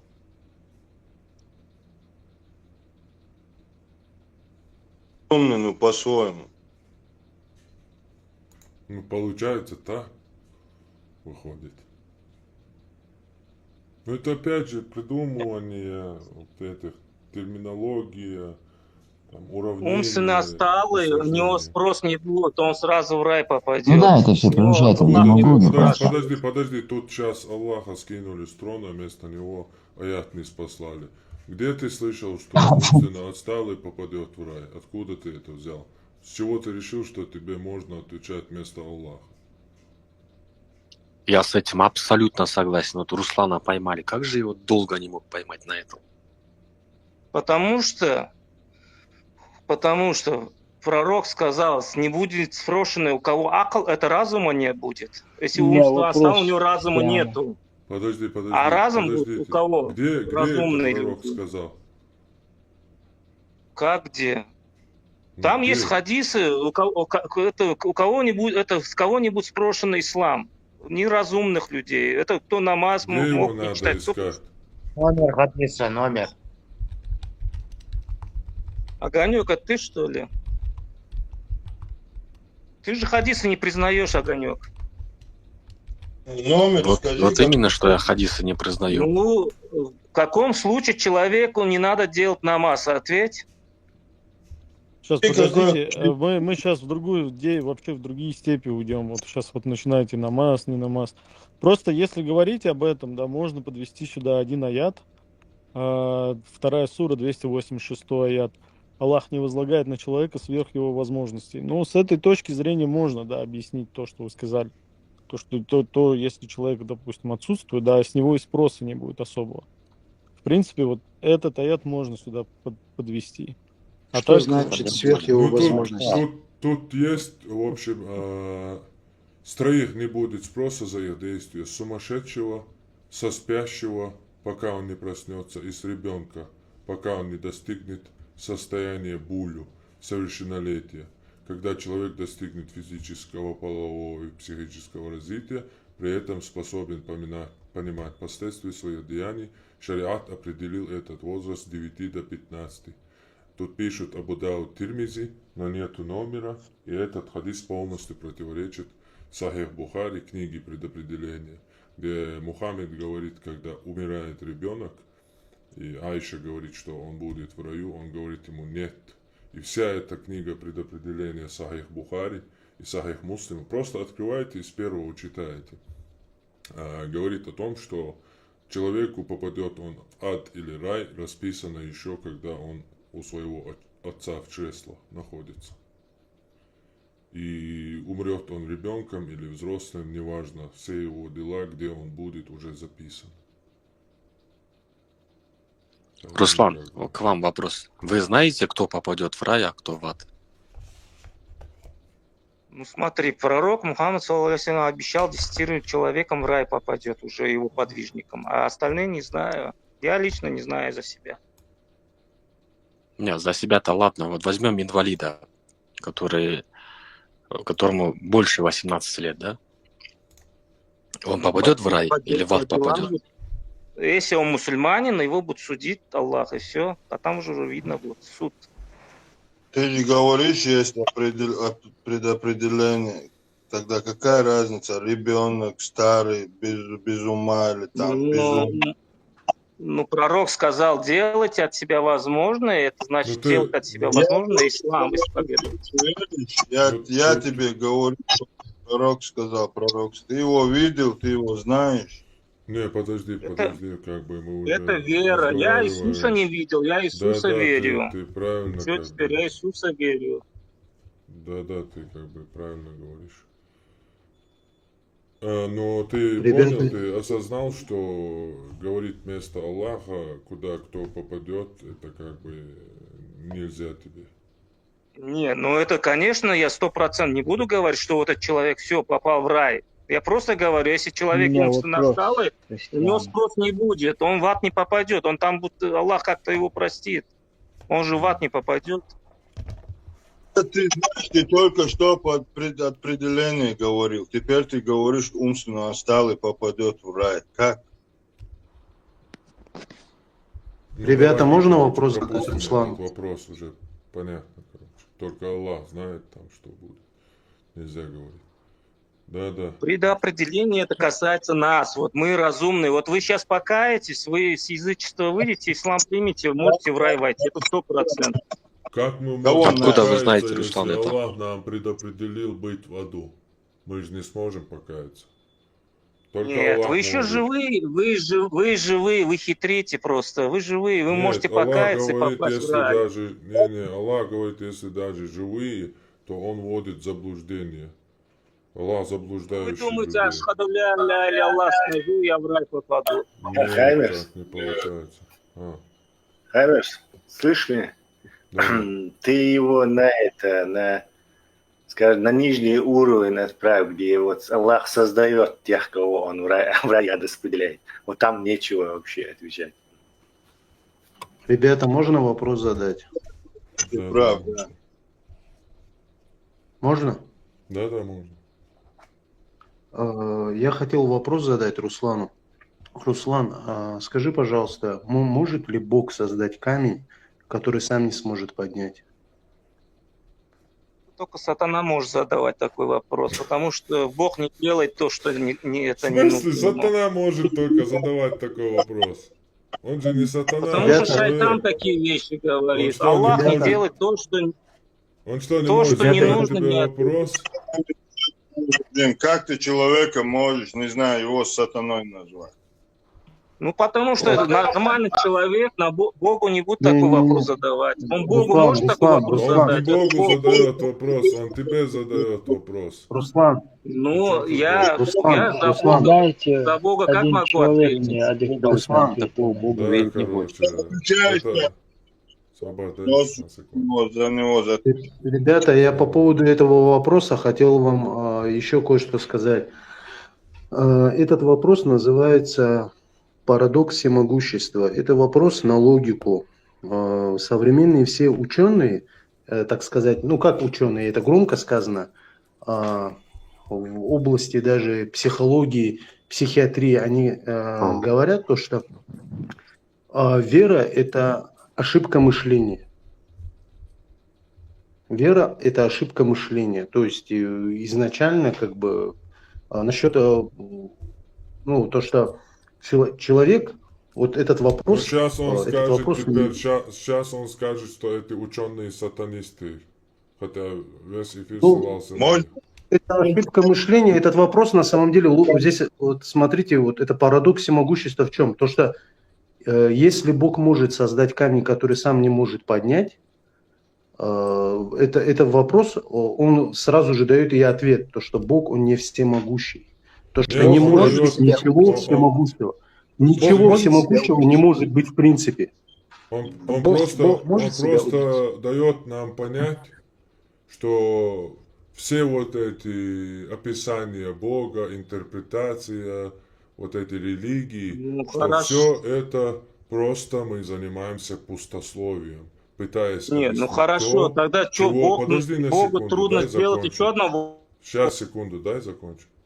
Пытаясь, занимаемся словоблудием, пытаясь познать, объяснить то, чего мы не способны и не предназначены понимать и обсуждать.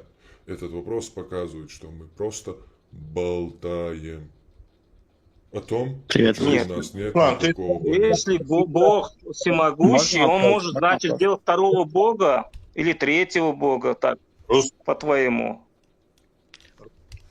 ты сейчас обижаешься и злишься сам на себя из-за того, что не можешь это осознать и понять, что есть как есть. Веру придумали те, кто хотели кем-то управлять, а ее приняли те, кто боялись. Веру Можно? придумал Господь, а люди ее управляют. Это люди управляют верой. Я извиняюсь, можно вопросы задать? Да, можно. Приветствую всех.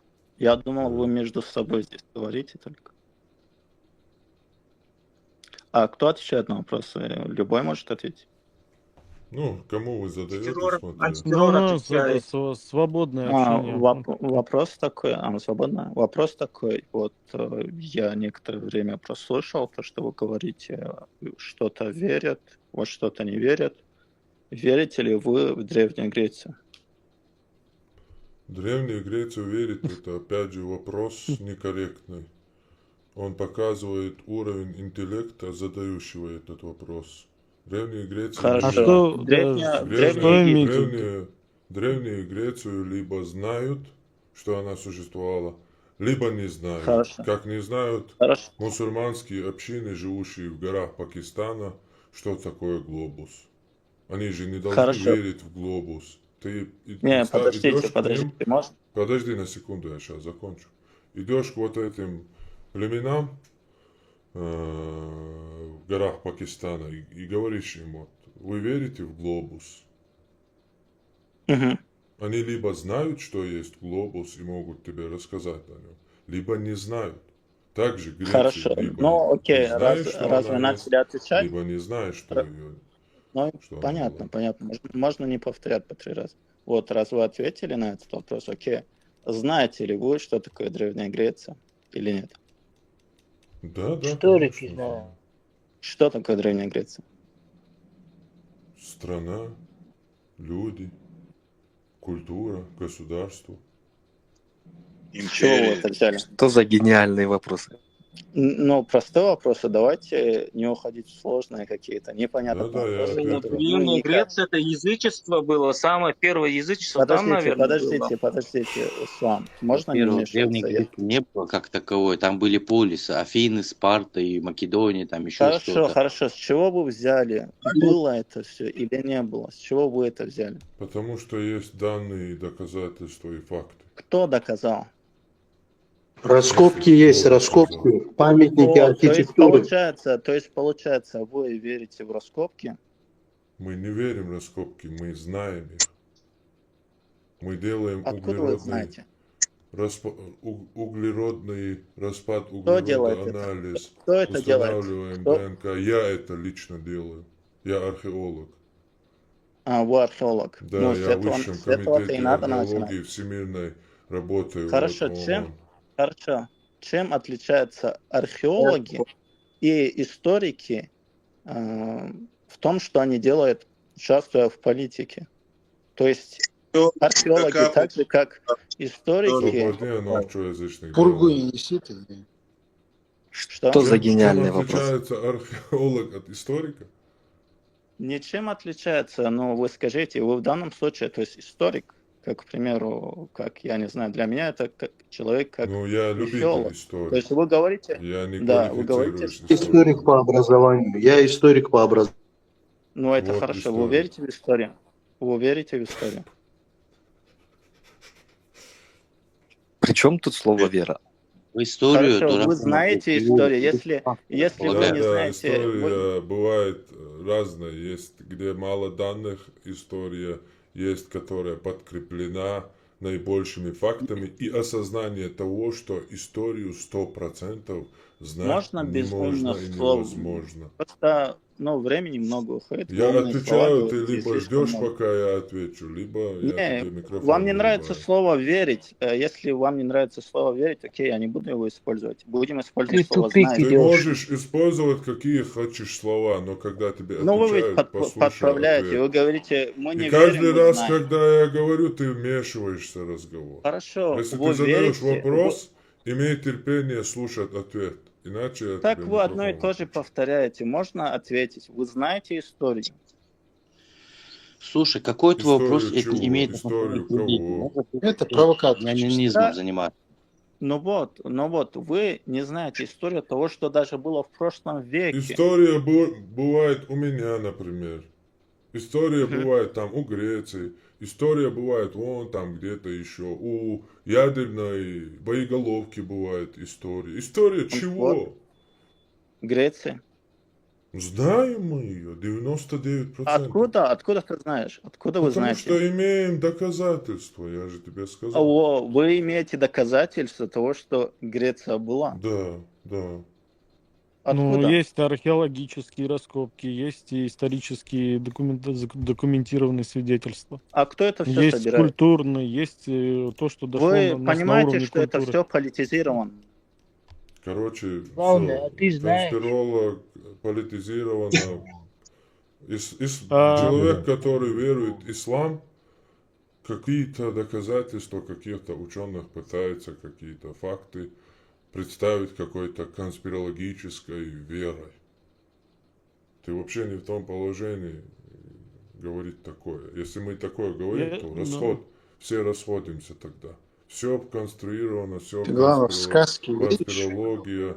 Короче, все пал. Нас обманывают. Все идите под лоно ислама. Все.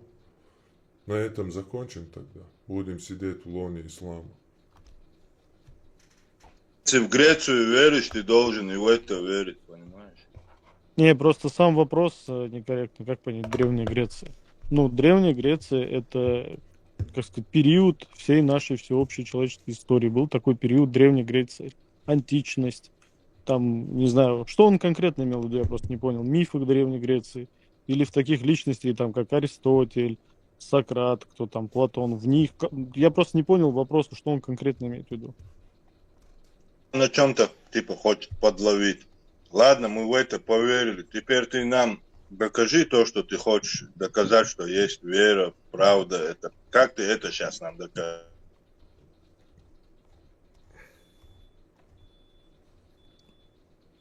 Если ни у кого больше тогда нету вопросов, как У бы. меня есть вопрос, я здесь. Я еще раз извиняюсь, я не хотел как-то кого-то оскорбить. Просто дискуссия довольно-таки интересная.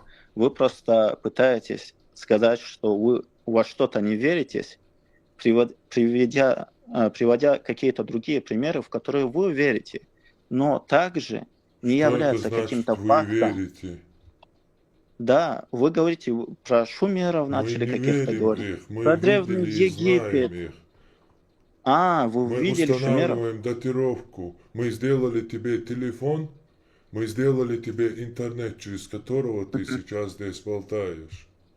Вот так Вы мы сделали доказываем. интернет? У тебя есть телефон в руке, или ты веришь, что у тебя телефон, или что есть телефон? Ты веришь, что есть телефон? Дев, ты Я могу веришь, что сказать, есть телефон в мире? Ты веришь, что да, есть телефон я интернет? вижу. Он Ты передо мной, видишь да. его или веришь? Я верю в том, что Вот то, что так? это работает, и то, что это интернет. Но как мне поверить в то, что Верю. была Древняя Греция? Как Ты мне веришь, поверить? что твой телефон работает, да? Ты этого не знаешь, да? Я вижу... Суть вопроса это не в этом. Нет, ты знаешь, что у тебя есть телефон, и телефон работает, или ты не знаешь и веришь? Ну, а при чем тут Древняя Греция? Я говорю, Знаешь как или нет? вы... Отвечай на вопрос, если ты ищешь Я ответа. знаю, я и верю, я и знаю, и верю. Вы В смысле понимаете? верю? Ты веришь, что видя твой телефон в руке, ты веришь, да, в это? Мгм. Ты даже тогда не знаешь, что такое знание, понимание, понятие знание, что значит, и вера. Тебе хотя бы с этим Но я надо понимаю, пока это знаю. разобраться. У тебя слишком низкий уровень. Почему? Если у других кого-то нету вопроса, У меня есть то вопрос. я... Объясните ему, что такое слово вера. Не, можно я задам вопрос? Вера – это то, чего ты не знаешь и надеешься, что это есть. Веришь, что это есть. Чем больше есть Черная весы, дыра, короче. есть весы. Убеждение. На одной чаше есть вера, на другой чаше есть знание. Чем выше одно, тем ниже другое.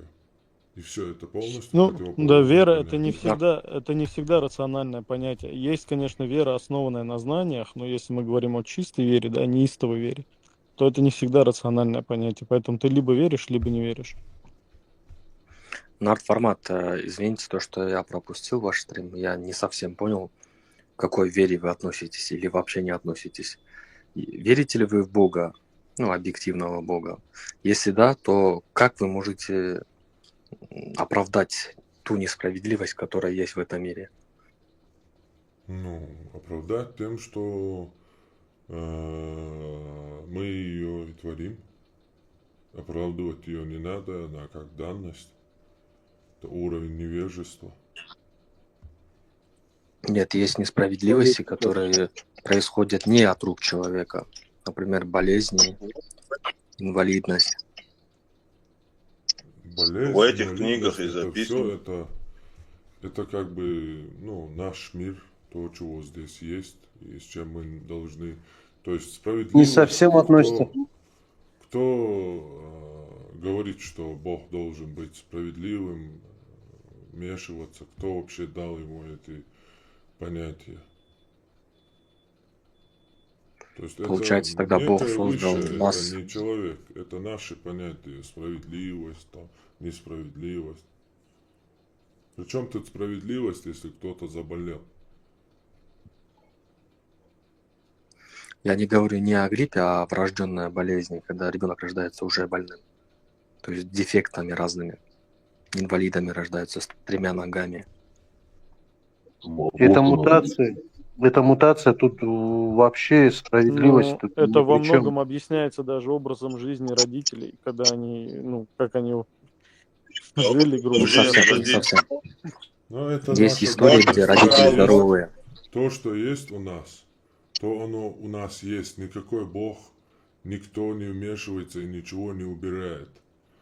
Люди, понимающие это, придумывали, толкали, развивали цивилизацию, науку и медицину, что мы сегодня многие болезни, огромное количество вирусов, все это переросли благодаря вот этой медицине, которую сделали вот эти самые люди. Кстати говоря, язычники основали ее. Вот благодаря ей мы вылечиваем болезни и все остальное. Когда-то люди вон сидели, думали, Бог не спасал. В Коране приводится пример пророка, который, когда заболел там страшной болезнью, там его чуть ли черви не ели, тот просто уповал на Аллаха сильным упованием и вылечился. Но почему-то сегодня мусульмане так не делают. Они бегут сразу в языческую больницу, где работают врачи, дающие клятву язычнику Гиппократу. То есть в вашем понимании Бог создал эту вселенную и оставил людей, да? Не знаю, оставил он или не оставил, но то, что тут ничего не меняется, если ты сам не пойдешь и не сделаешь, если ты сидеть будешь и просить у него, это уже факт. Поэтому, как бы, хочу я этого, не хочу я этого, обманываю я себя, веря в это, не обманываю, ничего от этого не меняется. Никакие молитвы не бывают услышаны, и на них никаких ответов не бывает. Только когда человек берет свою судьбу и ответственность на себя и идет на прорыв, только тогда что-то происходит. Это факт, как бы, и нам мы можем соглашаться с этим или не соглашаться. То есть, ребята, у вас чуть-чуть представление о Боге, у вас вот послушать, да, такое впечатление складывается, что почему Бог допускает несправедливость, почему Бог, а как Бог может создать людей и забить на них, и не управлять ими? У вас представление о Боге как о неком дяденьке, который сидит и реально там где-то на небесах, на троне.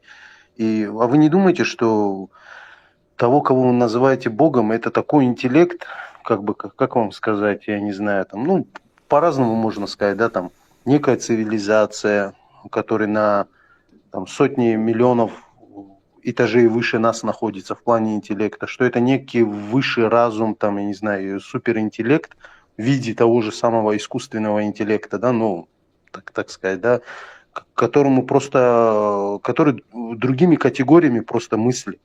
Зачем управлять нами? Вдруг мы просто, да, вдруг есть Бог, а мы просто как побочное действие этого Бога, допустим, да, какое-то он событие, даже если предположить, что Бог есть, допустим, какой-то он поступок совершил, и мы как просто побочный продукт.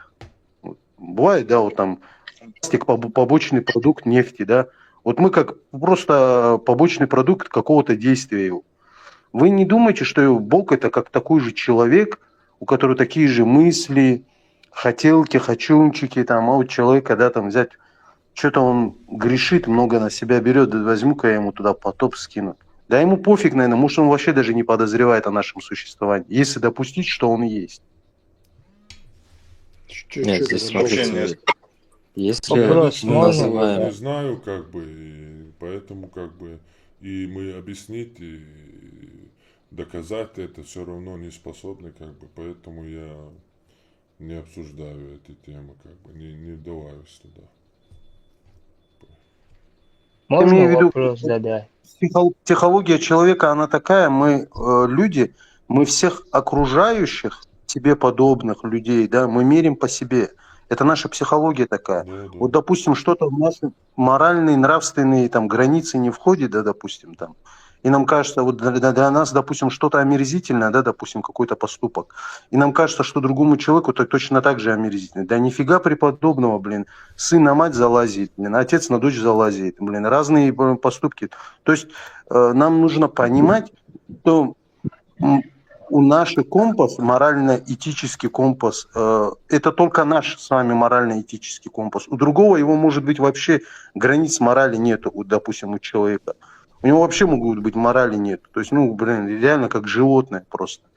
Но это наша психология. Это психологи говорят, что это нормально, когда подавляющее большинство людей, окружающих, мерит по себе. Это наша природа такая. Я знаю, это называется антропоморфизм. Это называется философия антропоморфизм. То есть видеть лица животных, лица людей в разных объектах и всему придавать человеческие обличия. Я знаю про это. Я имею в виду, что Бог, который учит монотеизм, он говорит о личностном Боге. И о морали, которой вы говорите, например, Иммануил Кант вывел некое правило, которое очень объективно звучит. И вы говорите, что мораль не объективна, субъективна, да?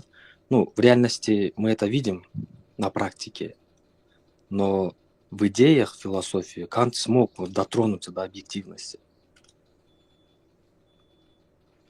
Подробнее, если можно, мне прям аж интересно. Сейчас тут христиане разговаривали. У меня такая мысль была. Например, у животных наблюдается любовь, да? Свое потомство там хранить. А эти религиозные люди суют туда любовь. Это любовь. Это, ну, Бог, короче. Любовь это Бог. А нет, чтобы оставить их. Любовь, все, точка. А не Бог там. Дал тебе кто-то покушать, Бог дал. Нет, что просто оставить. Он дал, спасибо, все.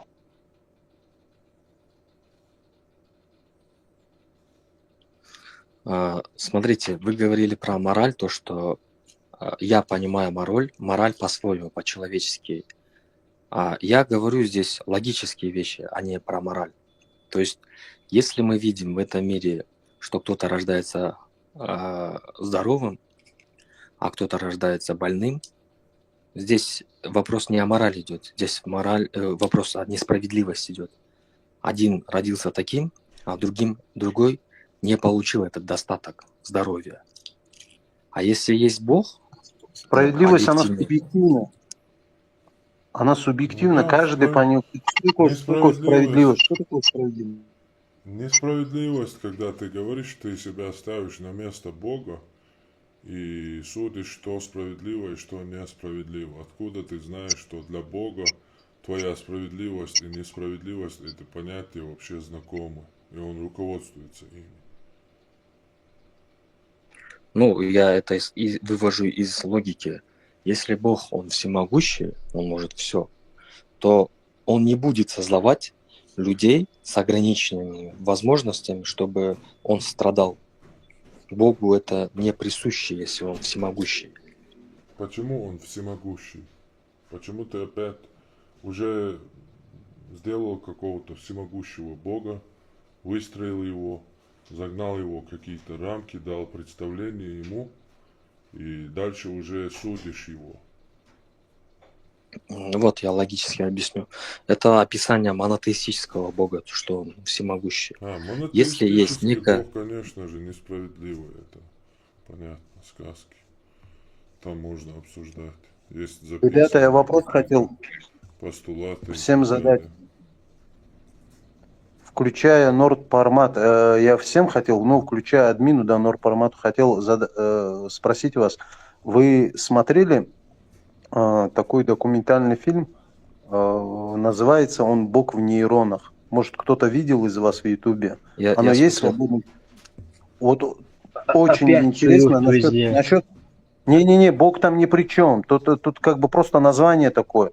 Просто там вкратце объясняется как раз-таки, что такое сознание. Сознание, оно не имеет центра, конкретно какого-то центра не имеет. Это как пиксели на экране, которые собираются в определенный образ, допустим, там лицо, там, я не знаю, лошадь. Вот точно так же наши нейроны, то, что Нордпармат говорил, вот есть нейронные связи. Вот эти нейронные связи пускают сигналы. Когда они кучкой пускают, они выглядят со стороны, допустим, когда мы люди мерим, да, вот электроцефалограмма мозга, допустим, там КТ, МРТ, мы видим в виде волны эти сигналы. И вот конкретного центра сознания в мозгу его нету. Нету определенного там миллиметра мозга, где можно сказать, вот здесь находится сознание. Нет, это определенные вот нейроны, просто как бы, да, коллективно. Это как, я не знаю, ну, посмотрите, вам понравится. Кто не смотрел, посмотрите. Это первая половина фильма. Вторая половина фильма идет про физику. Тоже очень интересно. Вот смотрите, это какая-то противоречие получается. Вы позиционируете себя как атеист, ну, или агностик, а говорите про сознание. То есть вы знаете то, что раньше атеисты говорили, что не существует души, сознания, разума, всего такого, а есть просто мозг. А сейчас вы говорите про образ сознания. Раньше люди с ветки на ветки перепрыгивали, предки наши имеются в виду, общие, да, с обезьянами. Они с одной ветки на другую хвостом держались и перепрыгивали.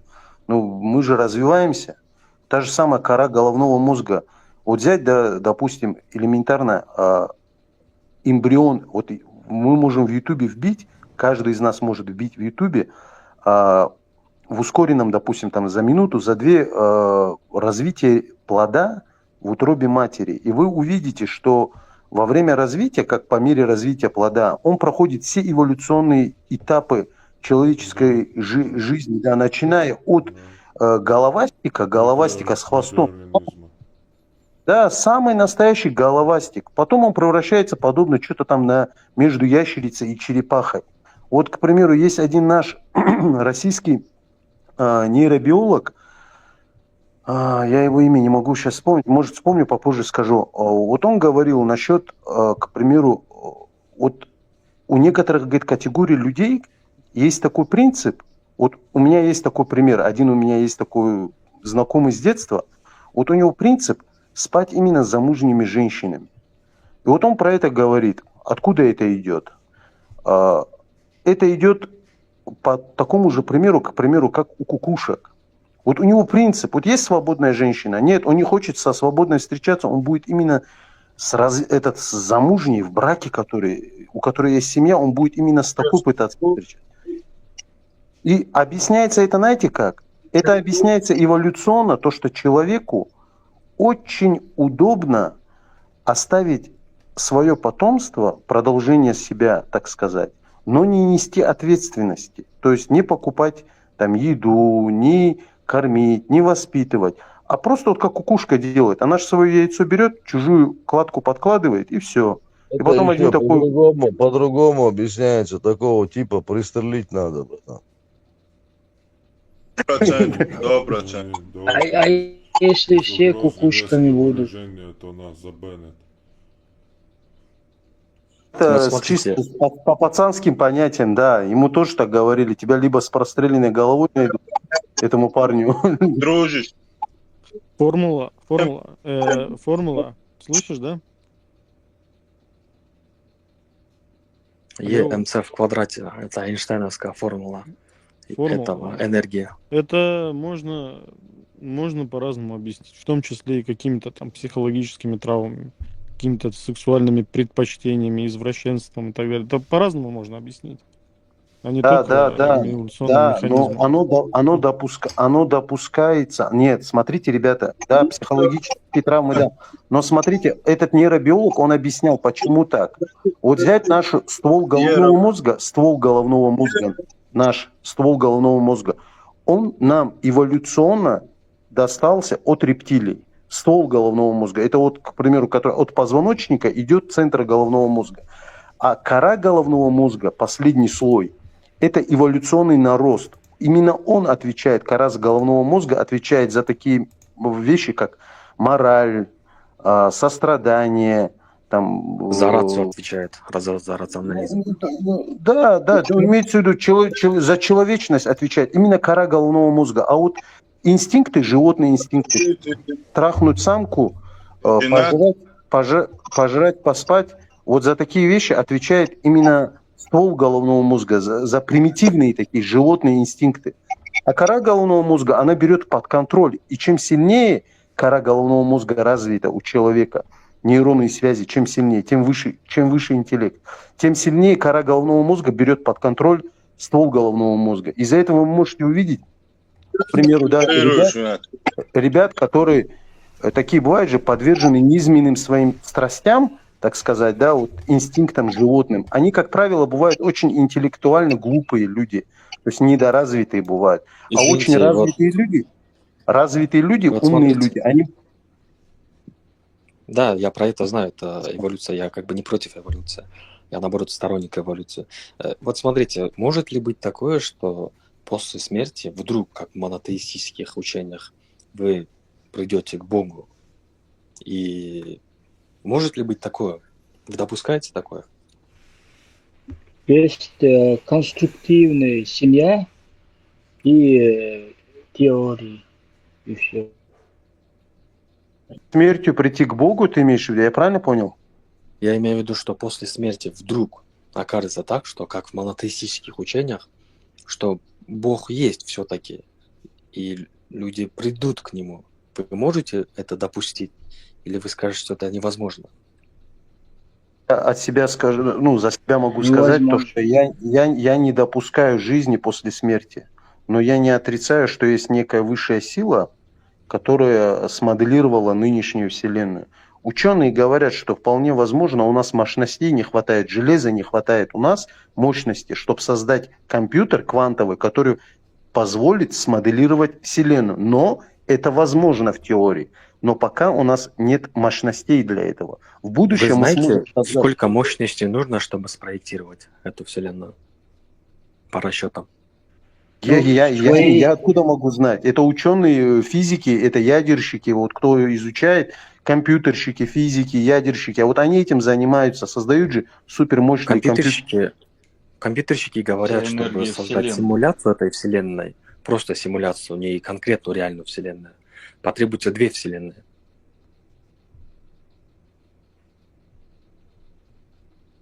Я этого не знаю. Вопрос Я не к Огоньку. Огонек, можно ответить? Вы как бы как Хорошо, скажите. дайте я скажу последнее слово, тогда я уйду. Всем спасибо, приятно было пообщаться. Удачи вам всем. Спасибо, Бхарма, спасибо, что пришел, спасибо за ответы. Спасибо. Видите, давай.